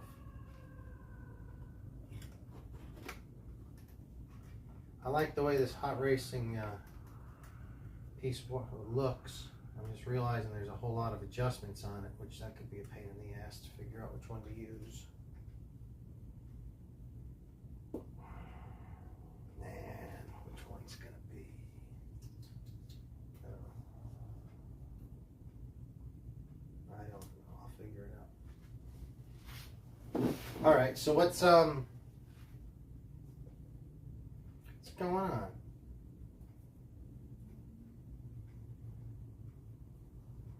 I'm making a joint and a drink and going to bed. When I'm drunk and smoked it. Dude, I don't blame you. I don't blame you. I would, hey, let me ask you a question. Smoking. What's the situation with weed overseas in England? Is that legal over there? Like it's pretty much legal in most places here. Is it legal over there now? Tar Heels. Do I have any moderators yet? No, I don't. I don't. At some point, if I hope to have enough people chatting that we would need moderators. I don't need that yet, I think, but at some point, yeah, hopefully, if you'd like to be a moderator, if anyone would like to be a moderator, let me know, and maybe we could work on that. My DR1 came in. Wait, so you bought a DR1, Rick? You bought a Team Associated drag car? Is that what I'm seeing? I didn't know this. You bought a Associated drag car. And quick drive in front earlier.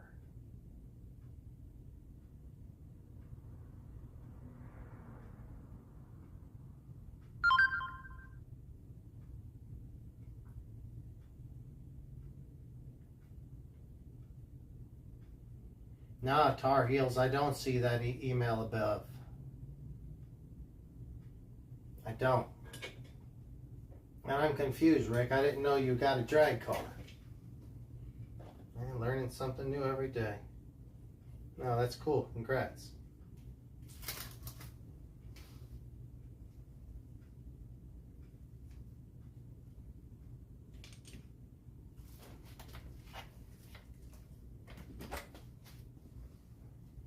So what do you guys got going this weekend? What's your plans? I am going to be, I do volleyball. I like to play beach volleyball. And I got that in the morning tomorrow. So I hope to do that. The weather should be decent still.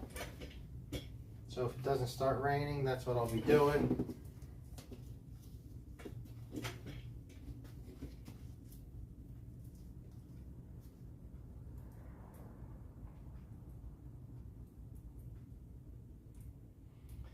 see you got that. Okay.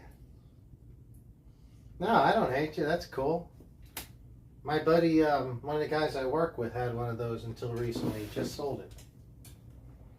It's a nice car. Really nice car, actually.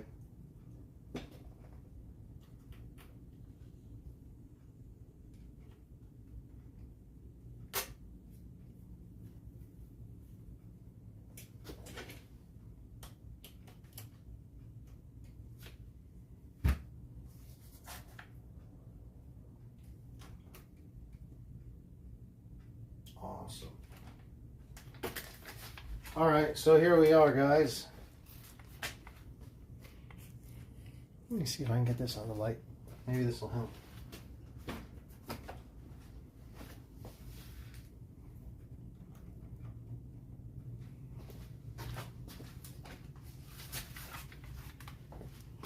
All right, Pirate. Not sure if you can see that, but there's the Hot Racing steering rack right there.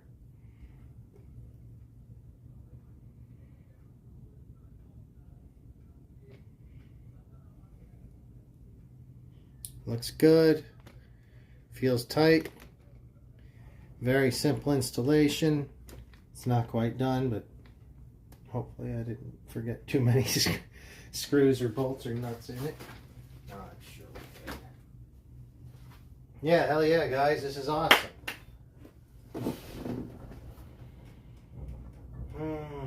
So,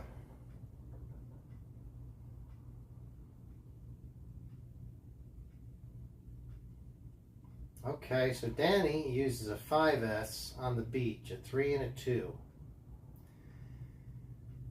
I don't know. I guess that could work because they're the same milliamps.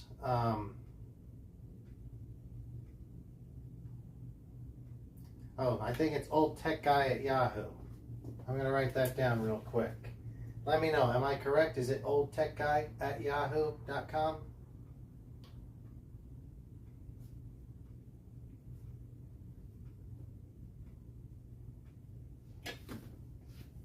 I think that's probably what it meant, Tar Heel. Thank you. Dude, I've never met... that could be a... If they drained out at the wrong time, I guess it'd be bad. But if it's the same milliamp, then why not? So you love beach volleyball, mainly spectating with the beer in hand. Steve, that's pretty much what I like to do too.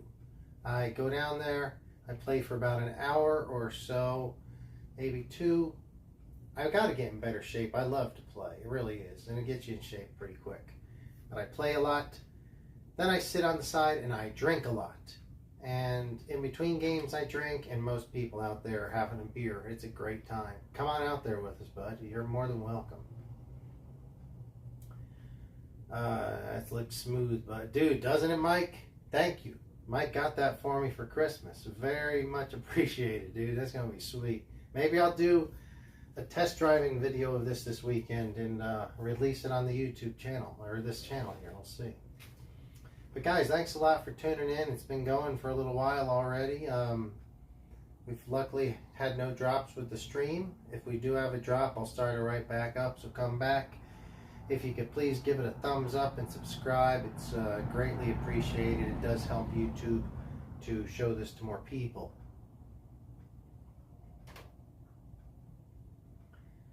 I don't see how you can afford to live in LA. Yes, it's extremely expensive, Tar Heel. I've lived in several different places throughout the United States, and it's very, very expensive here. It's tough. It's not easy. It's one thing if you just want to live in an apartment, but I do live in a very small place right now, and I want to have a big, like a home, like a house. It's expensive. It's very expensive. So I've considered moving, but I've lived in other places throughout the U.S., and you could have a whole lot more for less money. But there's a lot of great stuff here. I really like it here. I just wish it wasn't so expensive. I really enjoy it here.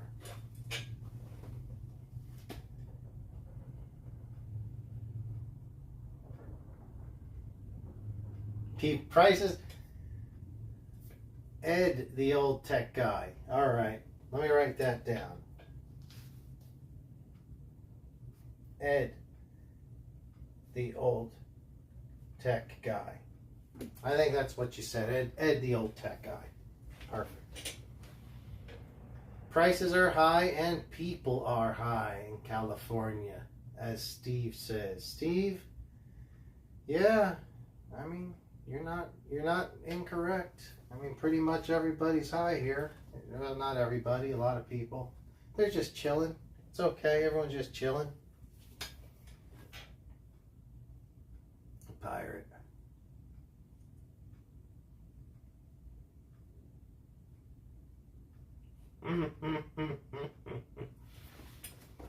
All right, let me see if I can get this back together. Let's finish this up. Maybe I'll move on to another project. Not sure how long the show will go. When I usually have guests in, we only go from 8 till 10 o'clock. And anything after 10 is just a bonus. But since the show is still, everything's still working, and I'm still trying to run this as a test run, I'll stick around for a while. If you guys want to stick around, let me know. If you want to stick around and maybe give us some, shout out some topics of interest, maybe some stuff we can talk about.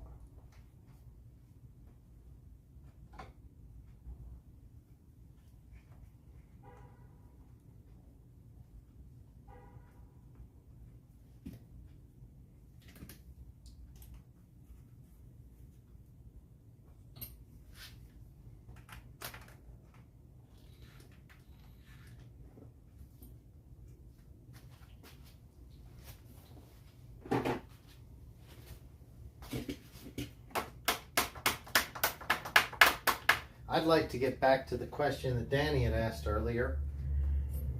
What is your favorite and your least favorite RC repairs? And we will get back to that, but I just noticed that Steve, thanks Steve, dude, that's a great question. Steve just asked, what would you recommend as a starter RC for Tar Heel?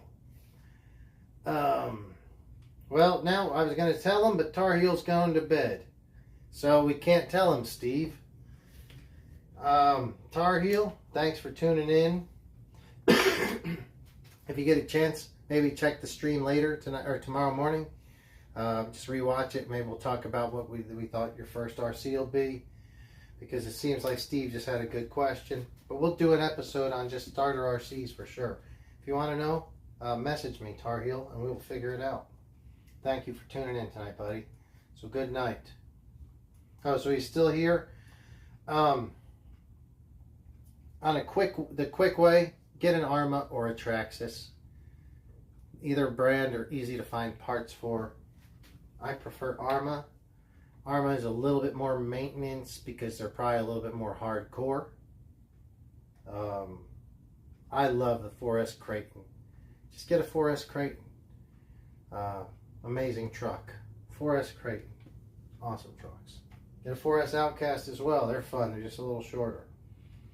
Slash 4-wheel drive. Very popular. That's the Traxxas. But I mean the Slash tires are so much smaller. The car is physically smaller. It's 10th scale. This is also a 10th scale, but this is more along the lines of an 8th scale. So for Tar Heels, I don't know what he's really looking for. But, let's talk about it next week, guys. Come on and say what your next ideas for what your RCs are. And we can all give out our opinions on what we've seen in that class or category. That would be a lot of fun. But yeah, straight off the bat, get a Creighton 4S, Tar Heel, if you're looking for an off-road all-purpose basher. You can do all kinds of fun stuff with them.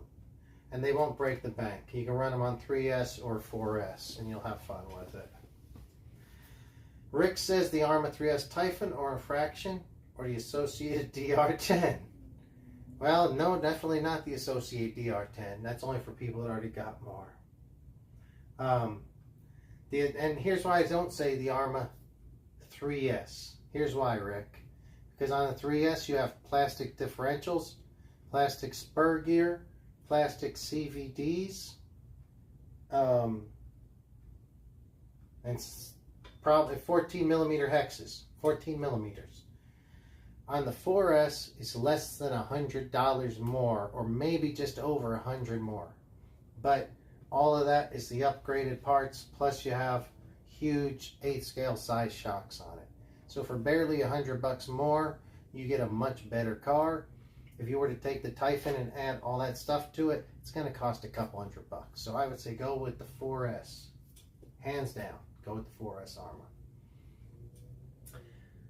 Track's a slash. He hated the short course truck when it arrived. It killed the stadium trucks. Boy, I agree.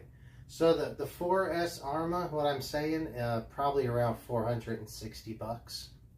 Maybe on sale for a little less, but I think they're $469-ish. But you have to consider the battery and the charger. A battery will cost around at least $80 for a decent battery, for a 4S battery. And a charger will be around the same price, $60, $70, $80. So it's a little bit of a cost. It's expensive to get into it. The battery stuff, chargers and batteries are not cheap. It could be half the price of the car. Definitely be glad to talk about that stuff if you guys ever have any questions about like the actual cost of getting into it. I know people want to get an X-Max, and everybody wants an X-Max, and they're $999. But if you don't have a charger for it, it's going to cost quite a bit more. A lot of people think they have a charger because they do have a Traxxas charger that charges their slash battery, but that's only a charger big enough for a 3S. If you get the X-Max, you need their big 4S charger. So that's a couple $100 plus batteries. It takes 2 batteries on the X-Max, and those batteries are about $150 each. So there's $300 in batteries. And most people want 2 sets of batteries. That's $600 just for 2 sets of batteries, plus $200 for a charger. So a $999 truck can easily become $1,600 to $1,800 out the door once you're dealing with batteries and chargers.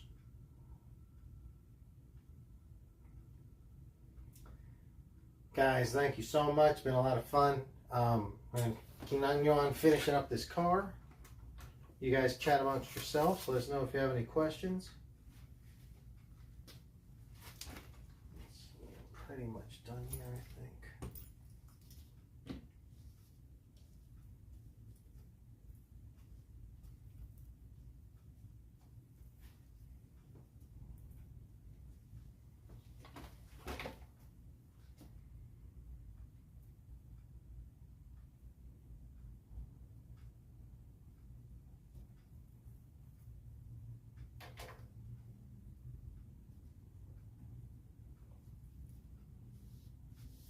You're welcome, Tar Heels. Thank you for tuning in. Hope to have you back sometime. Check us back probably next week at the same time. We might even have Pirate Mike in the studio. Steve, great question. We will get to that in just a second.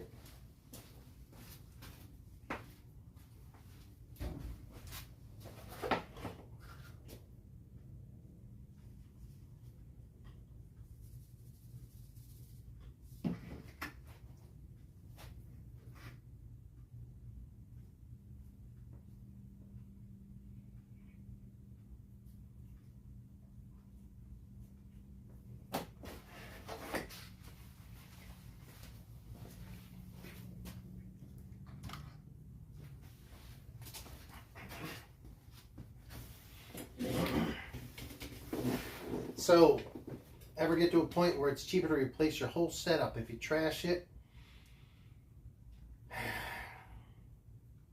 Yeah, it gets cheaper. There's certain points it does get cheaper. Probably if you sunk it in the ocean in salt water. I've seen a few people do that. If you can do the labor, all the repairs yourself, then probably you can do it cheaper by yourself. We've had some customers come in that just totally submerged their stuff in salt water, and by the time the labor was involved, it was well more expensive. Also, I think the more pertinent question is, is it going to still be decent when I'm done with it? You can repair any one of these as long as you can just get parts for them. There's nothing that's not repairable. But sometimes, let's say the car's $450 new, it's going to cost you $250 to repair it. But when you're done, those parts you didn't buy new are still like totally worn out. Then it's like, why do that? Just maybe get a new one, and then use what parts you had left over as spares. But yeah, how on earth is RC? Because they weren't thinking. Yeah, dude, Hope sent his X-Max went all the way into the salt water, and that was a pretty bad deal.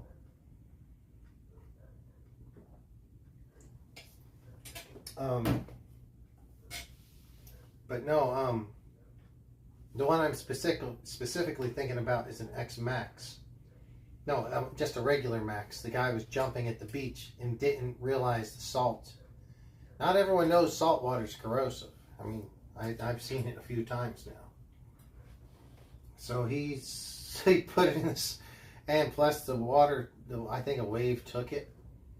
I had one of my RC18s get swamped up by a wave one time, and it was rusted by the time I got to it. Like 12 seconds later, it was already just stuck. It sucked. Oh, Steve. So, Steve, that question, his question is, can you buy custom shells, or is there only the one style of shell, basically? There's a lot of custom shells. As a matter of fact, most shells are probably custom. I have some examples. I don't know if I'm going to get one out because I don't want to make a big mess here. So let me finish this up. But absolutely, you can get... You know what, Steve? I have a shell right here that I'm painting custom right now. Maybe you missed it at the beginning of the show. This, Steve, is a clear shell right now. They come like that all the time, and you just have to paint them.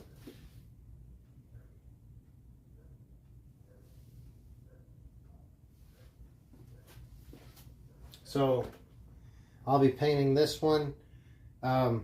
This car, this was the one that came with it, but you can buy bodies that are different shapes for this truck. It has a shell like this one, but you can get other trucks, and maybe a Ford F-150 or like a Chevy C10 or something like that. No, absolutely you can do different bodies and different shells. Absolutely. Some cars, because of their size, have more options than others, but yeah, that's part of it. Let me get this out of the way, guys. Sorry about that.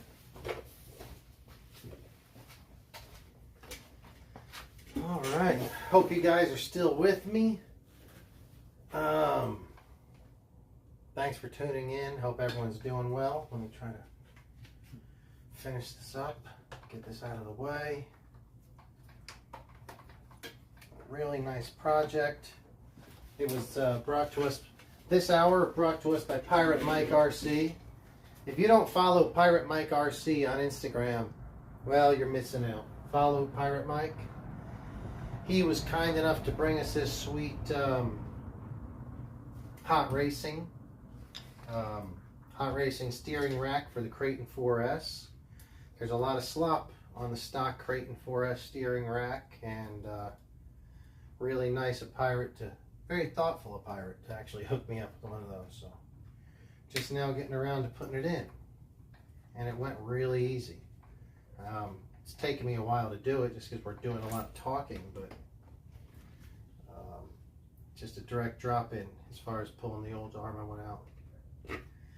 How's our chat going tonight? Hopefully you guys are talking amongst yourselves. I really like when you guys are talking and getting the community growing.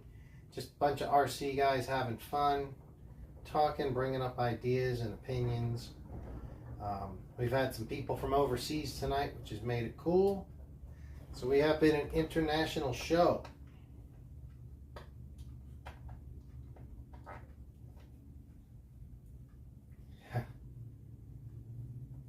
Masking tape or liquid mask. Man, okay, so he just wants to drive a hot dog around. You know? I don't know if I've seen one of those, but we could probably make it. I'm sure we could make one, dude. Absolutely. Rick says, use masking tape or liquid mask to create designs because painting can be difficult. And Mike follows it up with, I'd like to try that liquid tape, Rick. Okay, I've tried it. I tried it. It was not easy for me. I had some I'm trying to think of which car I did. I did a couple of cars with it. It's been a while. It's been a long time. I think they were B4s and B5s, so probably 2015. I didn't find it easy at all. I found the liquid mask, I poured it in there, like spread it around, and then I would try to like cut out a design and use it like a razor and like cut out designs. It seemed like it was hard to cut it and it scored the plastic beneath it. I might have been doing something wrong, but I didn't have, I tried it I think on 2 bodies back then, and I don't want to be doing it again. But maybe you guys have had better luck than I have. Maybe you know something I don't. So, yeah, if Rick had some luck with it, maybe it's something that's worth a try. Next level now, bud. Oh, Rick says the results weren't too good. Well, Rick, now, Rick, if you didn't have results that were too good, why are you telling somebody to use it? He's like, the results weren't too good, but do it anyway. No, I'm just messing with you, Rick.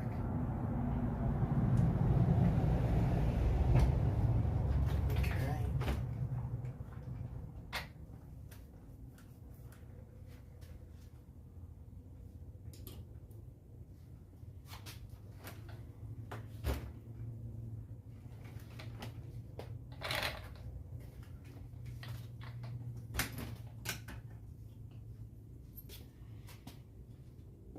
Can you put a light bar on them? Dude, Steve has got more good questions tonight than I've had in the last 5 weeks, probably. I've been doing this show for only 6 weeks, but, you know, no. What are the questions here? On the Team Associated T4 body. Okay, yeah. Can you put a light R on the front? You absolutely can. Yes, sir, Steve. You can put a light bar on them. People put lights on them all the time. You can put front lights on them. Some cars will have kits that have working. If you put the brakes on, so you can have red lights for, just like working lights front and rear, plus brake lights that'll hit brake when you hit the brakes. Yeah, absolutely.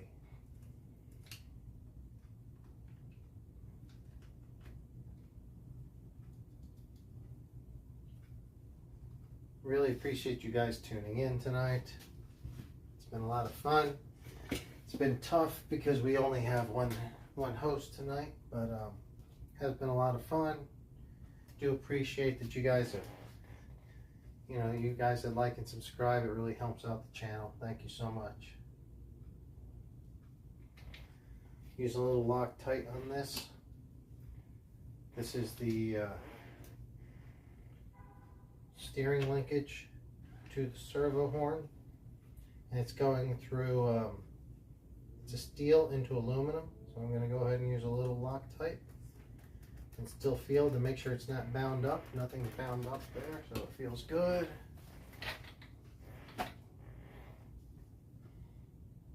Only options, tape or liquid masking. Yeah, that's it. You can even put a V8 motor sounds. You can put speakers inside of these, Steve, and actually make it to where it sounds. You could, if you have a diesel truck, you can make a diesel sound that starts up, and then you know how diesel idles and it's really rough idle. You can even put a little thing that shakes your diesel rig. If you have an 18-wheeler, it shakes like, so you have an idling diesel shaking while it has that sound of diesel playing through the speaker. If you can do it on a full-size car, you could pretty much do it on these cars too.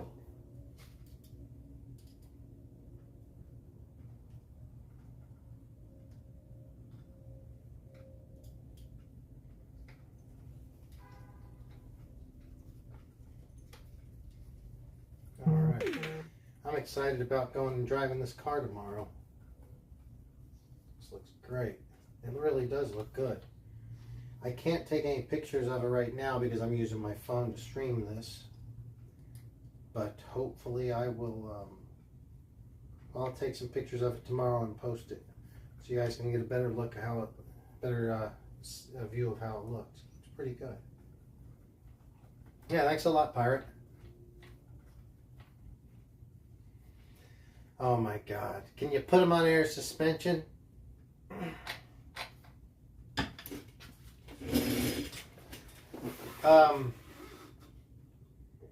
Yeah, I don't know of any that are actually on air ride suspension. But you know the style that has like cars that can hop, like low riders that hop, they do have that.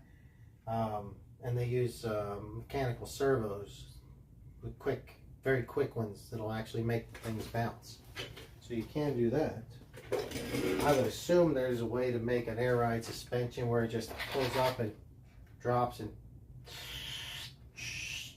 Man, I love these Creightons. These things are badass. Badass trucks. Love them. Arma cheaps out on a few things like their servo is crummy.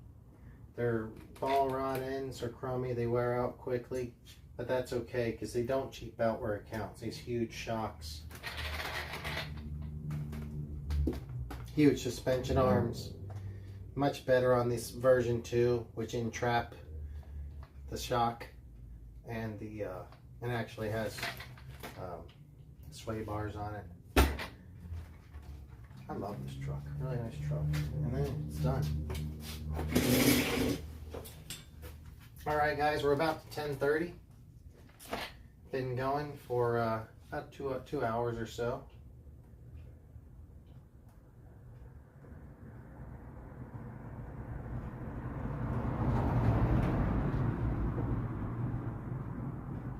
So if money was no object, Steve says, what RC would I add to the fleet? I don't know. What do you think about that? What about you guys? Is there anybody out there with an opinion on that? Pirate, are you still out there?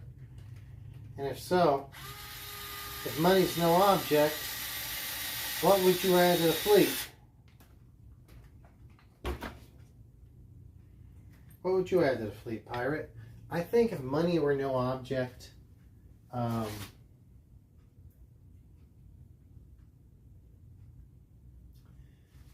you know what I really like is old cars. Tamiya, no, well, Tamiya for sure, but Kyosho has released some really nice stuff recently. I would buy any of the old Kyosho cars, and they're not that expensive. $250 to $350 for the kit usually. I like building those kits, the older cars. They're not fast. I don't even drive them sometimes. Sometimes they just sit here like this, and it's never been driven, but I love it. I just love old kits. Of performance stuff, maybe another techno buggy or truggy, just because they're so damn fun to drive, and they're very sturdy. So maybe I'd have one set up for different, but that's not. You know what? I know what it is. money's no object, the Tamiya Bruiser. It's probably about $800 for the kit. Maybe it's like $1,200 now. It's hard to get. So I think Tamiya's first RC truck from 1985 or something. I always wanted one of them. It's a Toyota Hilux, an old 1980 something Toyota Hilux. Really cool. 3-speed transmission. Most of that truck was metal, and it was expensive way back in the 80s, and it's still expensive if you can even find one now. So that would be it. The Toyota Hilux Tamiya Bruiser.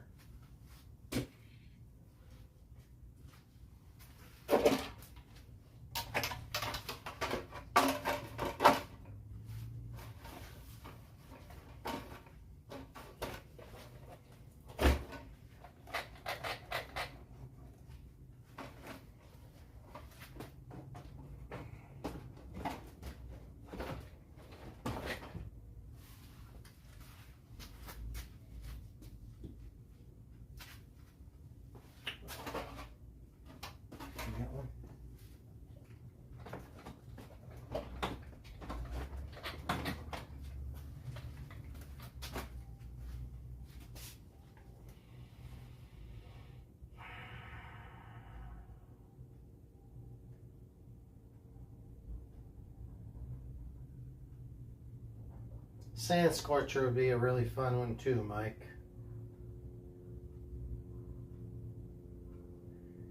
I'm very lucky because I don't really, there's not any cars that I really lust after right now. I've got more than I could ever hope for or want.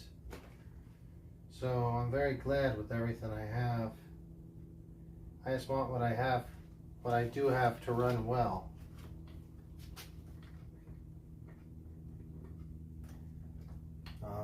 And I want to have more time to play with it. So I have a lot of cars, never really get to play with them. And I very seldom get to play with friends because people like Pirate and Rick are always busy. So you know how that goes. So hopefully we get some more time to play with stuff. That'd be better to get a new RC.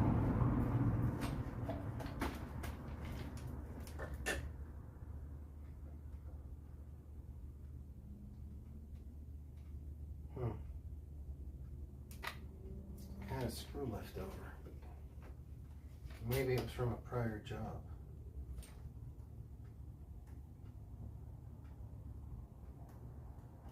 Maybe.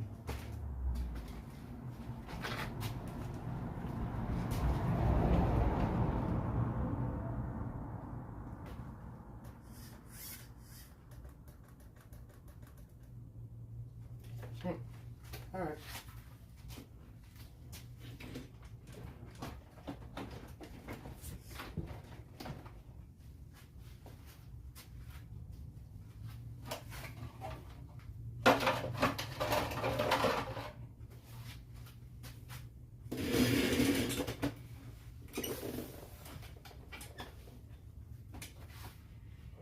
All right. Well, what's up, guys? Is there anybody still with us out there? Or has everybody called in a night or went to the bars to finish out St. Patty's Day right? Because we could still do that.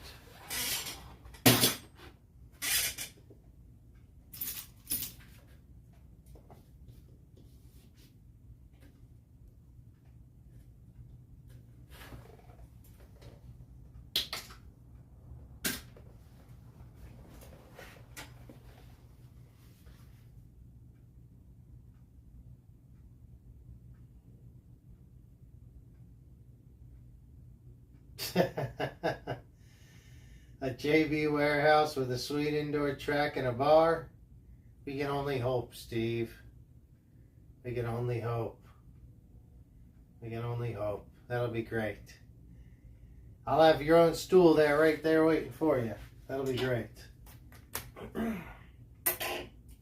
Pull right up to the bar and have a drink. Good idea, bud. Pirate's got half a bottle. So what are we going to fix now? I don't know. Let me take a look. Let's see. Let's see what else there is.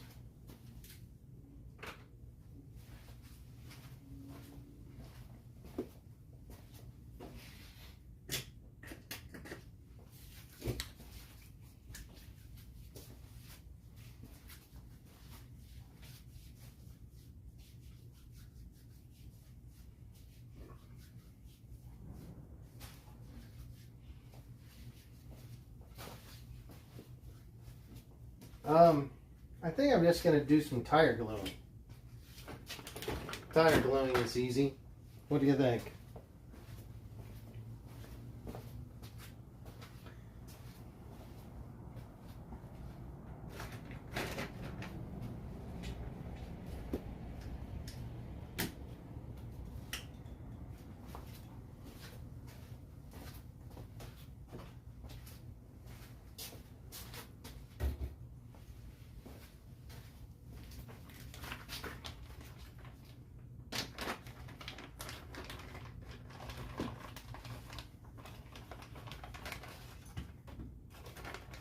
Okay, so if we still got Rick in town and Steve's still around and Mike, you guys are still around?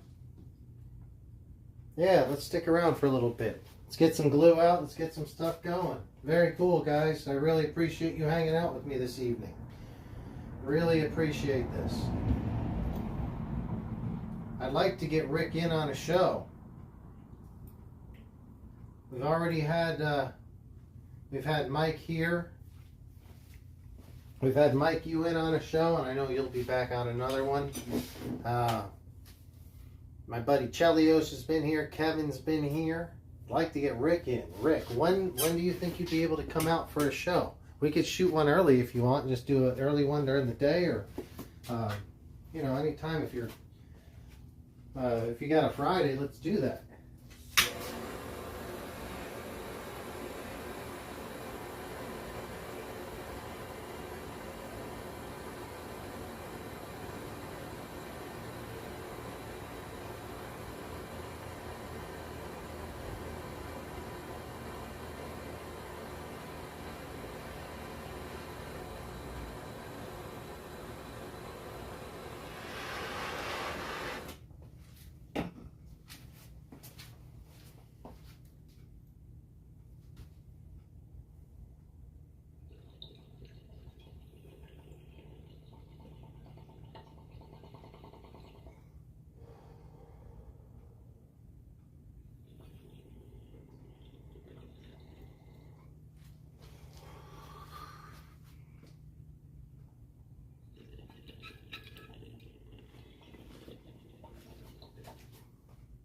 Be right back, guys.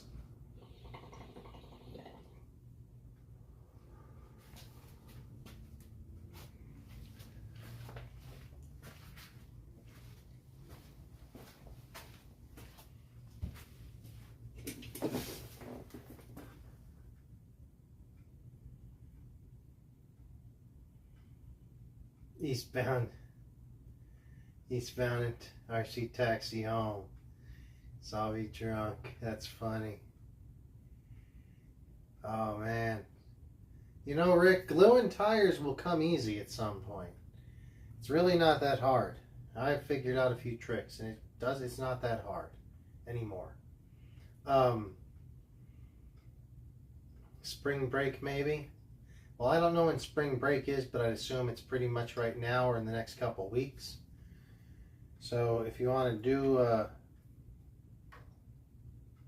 live stream on a Friday or during, I can do Wednesday night, Thursday night, or Friday night. I'm going to switch off to the, see if I'm taking this off.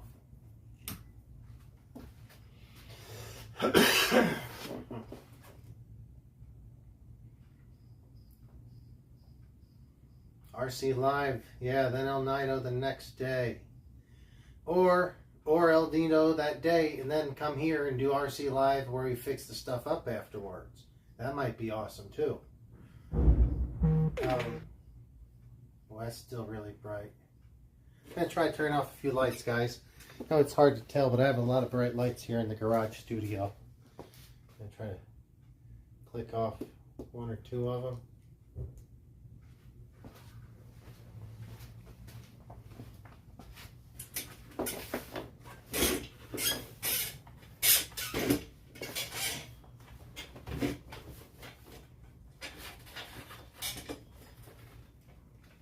Let me see how that lighting works.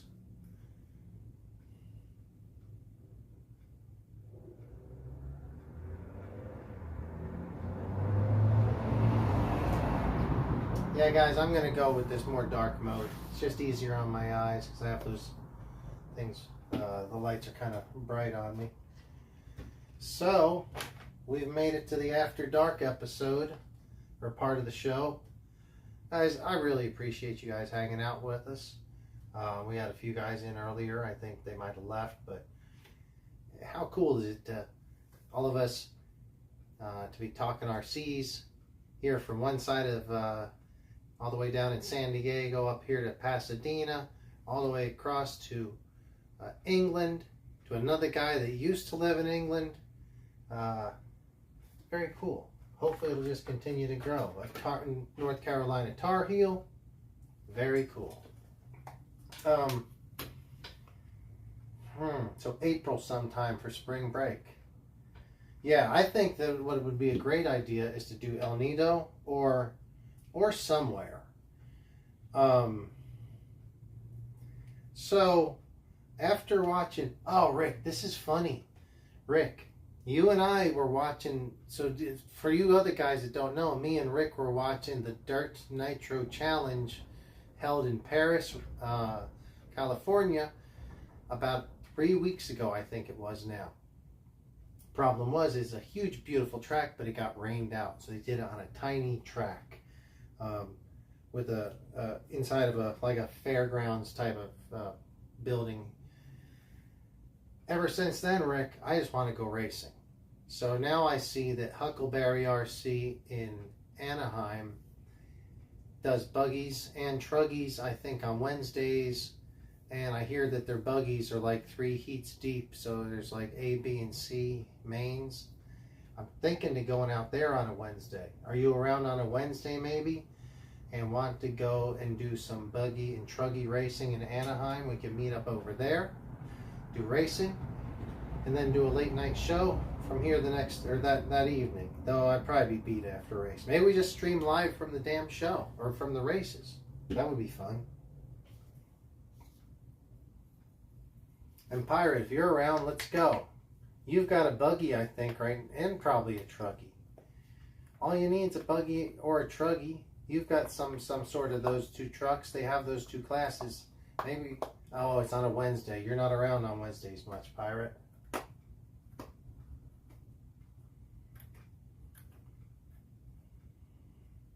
All right, guys.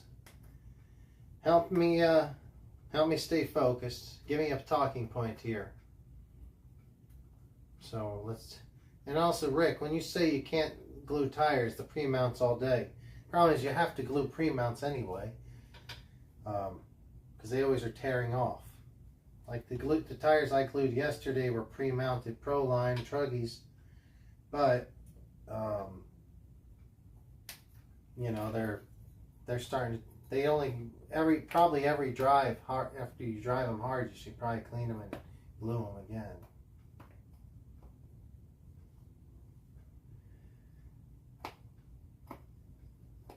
Serpent, Duck Team, Daycon, Traxxas. Yeah, oh yeah, for sure. I remember that. You had those Taycon, I think they're 14th scale truggies. Have to get some things up to do that though. Yeah, I get it, man.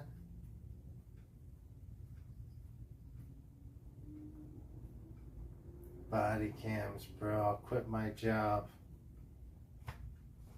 I'm not sure if I'm following you, Pirate. Are you going to quit your job so you can go racing with us? Because that'd be pretty fucking spectacular if you ask me. Alright, guys. I'm just going to sit here and glue tires while we talk and BS. I'm pretty lit. I don't know about you guys. Body cam. We should do, is that what you're saying? Body cams at the races? That would be cool. Oh, you know what? Maybe somebody can help me with this. I just saw some advertisement for a GoPro.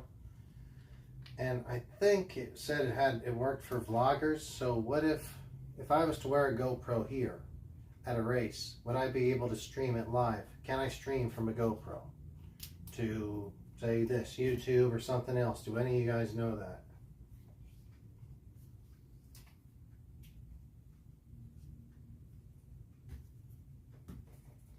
You know what's funny is I thought of this idea.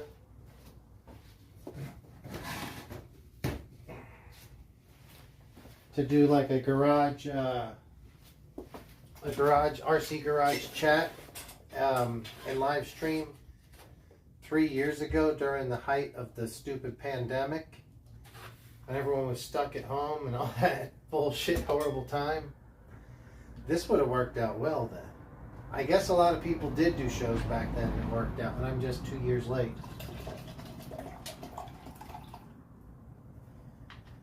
Man. If everybody's sitting at home not working, this would be great. Oh, I didn't realize I had some cold stuff over here.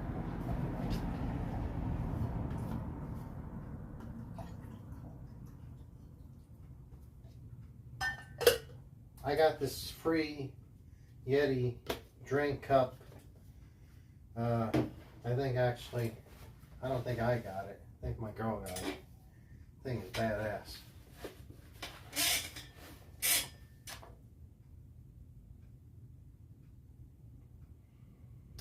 Oh, so Steve knows all about those. Okay, so Steve says, I think you need to be wired to stream live. You also got to buy the Media Mod cradle that it slides into. And Rick says, how can we meet all up on one? And then Steve says he personally despises GoPro. All right, Steve. How about if you got some time tomorrow, let's you and me get on a phone call and we can discuss what I'm trying to get done. Basically, I'd like to live stream video like this if I could. Not using my phone, obviously, because it needs to be smaller, like an action cam. So if you know ways like that, maybe you can help me out with that. We'll discuss that maybe tomorrow or this weekend if you get a chance. Because I don't want to be wired to stream live or none of that bullshit. That doesn't make any sense for what I'm trying to do. Rick's wondering how we can all meet up on one call. I don't know, dude. So Rick says he's seen other shows where 3 guys on together separately. I agree. Oh, Rick, kind of like that show we were watching. What the hell was that show? What's so funny, guys, is I'm watching racing on YouTube. There's not a whole lot of people watching it. Maybe a couple hundred people worldwide. That's not a lot. And I'm watching it's live racing, RC cars, and I'm watching the chat, and I see Rick Springs' chat name. He'd pop up and he starts chatting along. I'm like, what the hell? How is this going on? I know this guy, and Rick is in there chatting it up with these guys. It was awesome. Rick had a lot of good comments. Very cool to see you whenever I'm watching. I had been watching it for probably 2 or 3 days. I had watched the qualifying all the way from when they used the outdoor track for the first day, and then the rain the next day, and then the next day. Yeah, I just sat. I had nothing to do that whole weekend, or that whole week leading up to it. So I was watching so much, and then see Rick start chatting. I never said anything, Rick, on that chat until you said something. And then I had to say something so you knew I was out there. But that was very fun. Did you see the guy, Matt? His name's Matt Forget, I think is his last name. Get hit in the head with the buggy, the 8-scale buggy.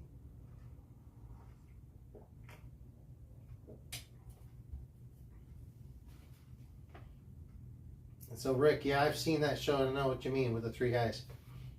And C says, yeah, no worries. You should YouTube that question. Mike, I'm not going to YouTube that question. I'm going to Steve Medley that question. Because I'd rather trust a person that has an opinion than a YouTube or a Google that just wants to sell me something. So Steve says, Merv Mevo wireless streaming cameras. You can have multiple cams. I would love that. So what I would like to do, have one camera with this sort of view, you know, like the head-on camera, and then have another camera that I could switch to. That would be a a view here so we could show projects, stuff like that. Love to have multiple camera options. But 2 to 3 camera options, and I have another workbench right over here on the other side of the toolbox. So we could have a camera there. If I could figure out a way to get this stuff to work, and I don't want to jinx it, but so far we've had the first stream only lasted about 15 minutes. It cut out. Now this one's gone for a couple hours with no issues. So if I can figure out how to get the internet done, I'm more than happy to invest a little bit of money in some cameras to make this better.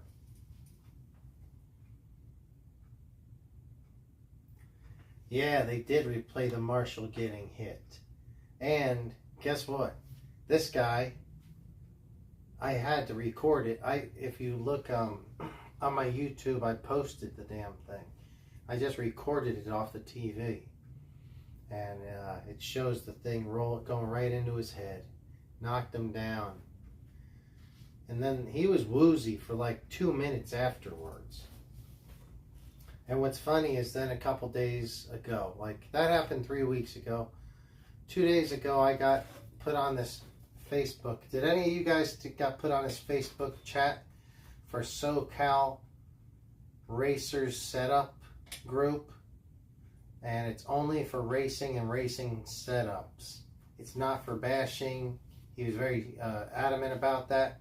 And I didn't know who the heck this thing got started. It's like 200 people in it. But I think it's that guy who got hit in the head. Matt Forget is his name. He seems like a nice fella, but I don't know how I got on it. It's for Southern California racers and like off-road racers, and to share setups amongst their truggies and buggies, I think. But yeah, did any of you guys get on it? I got on it because I have no idea how. Someone invited me onto it. But I think Matt Forget's like the moderator or the guy in charge of that. So if any of you guys got on that, let me know.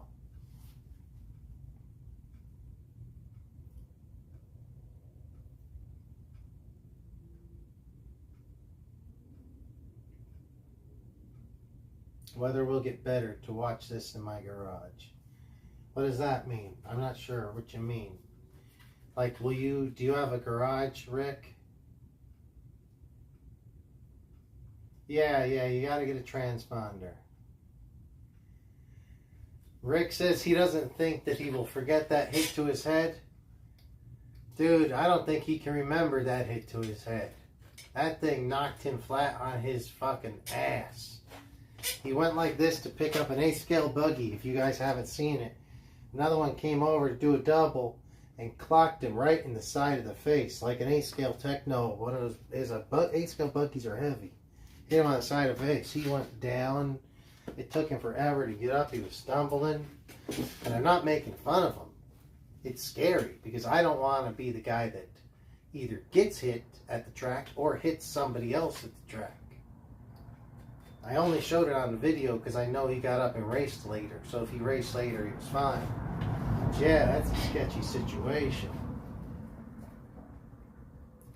I think he forgot that hit though, Mike. I think that thing clear knocked him out, dude. Or got close to it. So yeah, Rick, you gotta get a transponder. I think I have one here. Let me show you.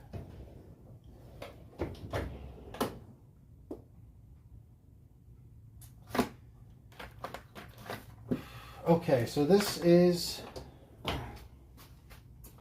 a transponder. This is the older version of the AMD. It's called an AMB RC transponder. I don't know if you can really see that. It just plugs into a receiver. They have newer ones that are about half the size. This one's probably 10 years old. It still might work at certain RC tracks. It was working at OCRC recently until they closed. But you have to get these. Unfortunately, they're not cheap. They're probably about, I think, $120 or so each. At least that's around the price they used to be. So you want one for each of your race cars. And that's the transponder. I don't have one in any of my cars right now. Oh shit, if I'm going to race, I need to get get another one. I need to see if that'll even work at Huckleberry, if I need 2 new ones. So I need one for both. Need one for the buggy and one for the truggy. Yeah, he was lucky it wasn't a truggy. That'd have cracked his freaking skull, man. That'd have been bad. Oh, so Steve's on his way out. Thank you, Steve-O. Thanks, buddy. A lot of fun having you in tonight.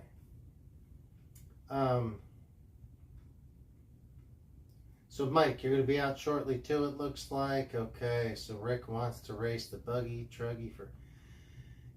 Man, the truggy's just as good to race. I think better. I think it's easier to drive.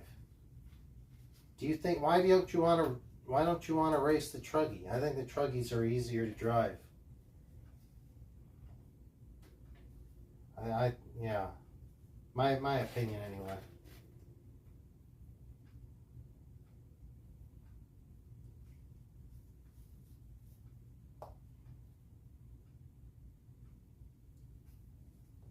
And when I say easier to drive, it's like it makes the racing better because the track can get rough, but being a taller tire with a truggy and the suspension being bigger,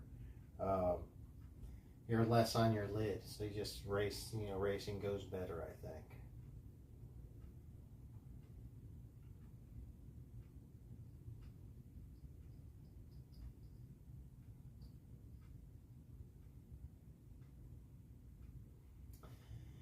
Yeah, you can swap one transponder between 2 cars, but the problem is it could be a lot of times, yeah, you can.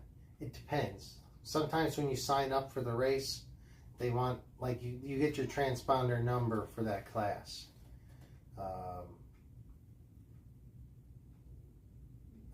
Yeah, like, it could be weird because if you're signing up for buggy and truggy and your transponder's already signed up for buggy class and then it starts showing up for truggy class, then it could be weird. So you could do it, but it could be weird. You might have to just talk to the scoring guy or the race announcer.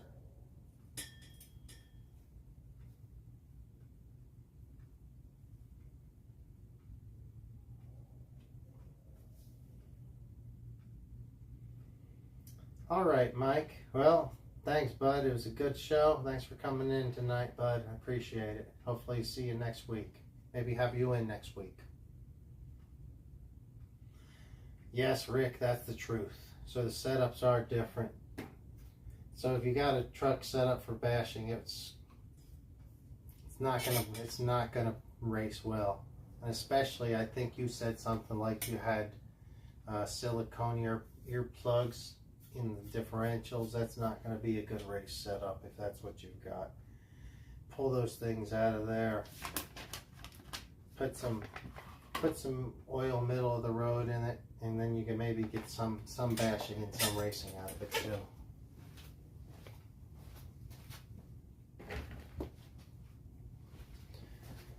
Well, guys, I really appreciate you hanging out.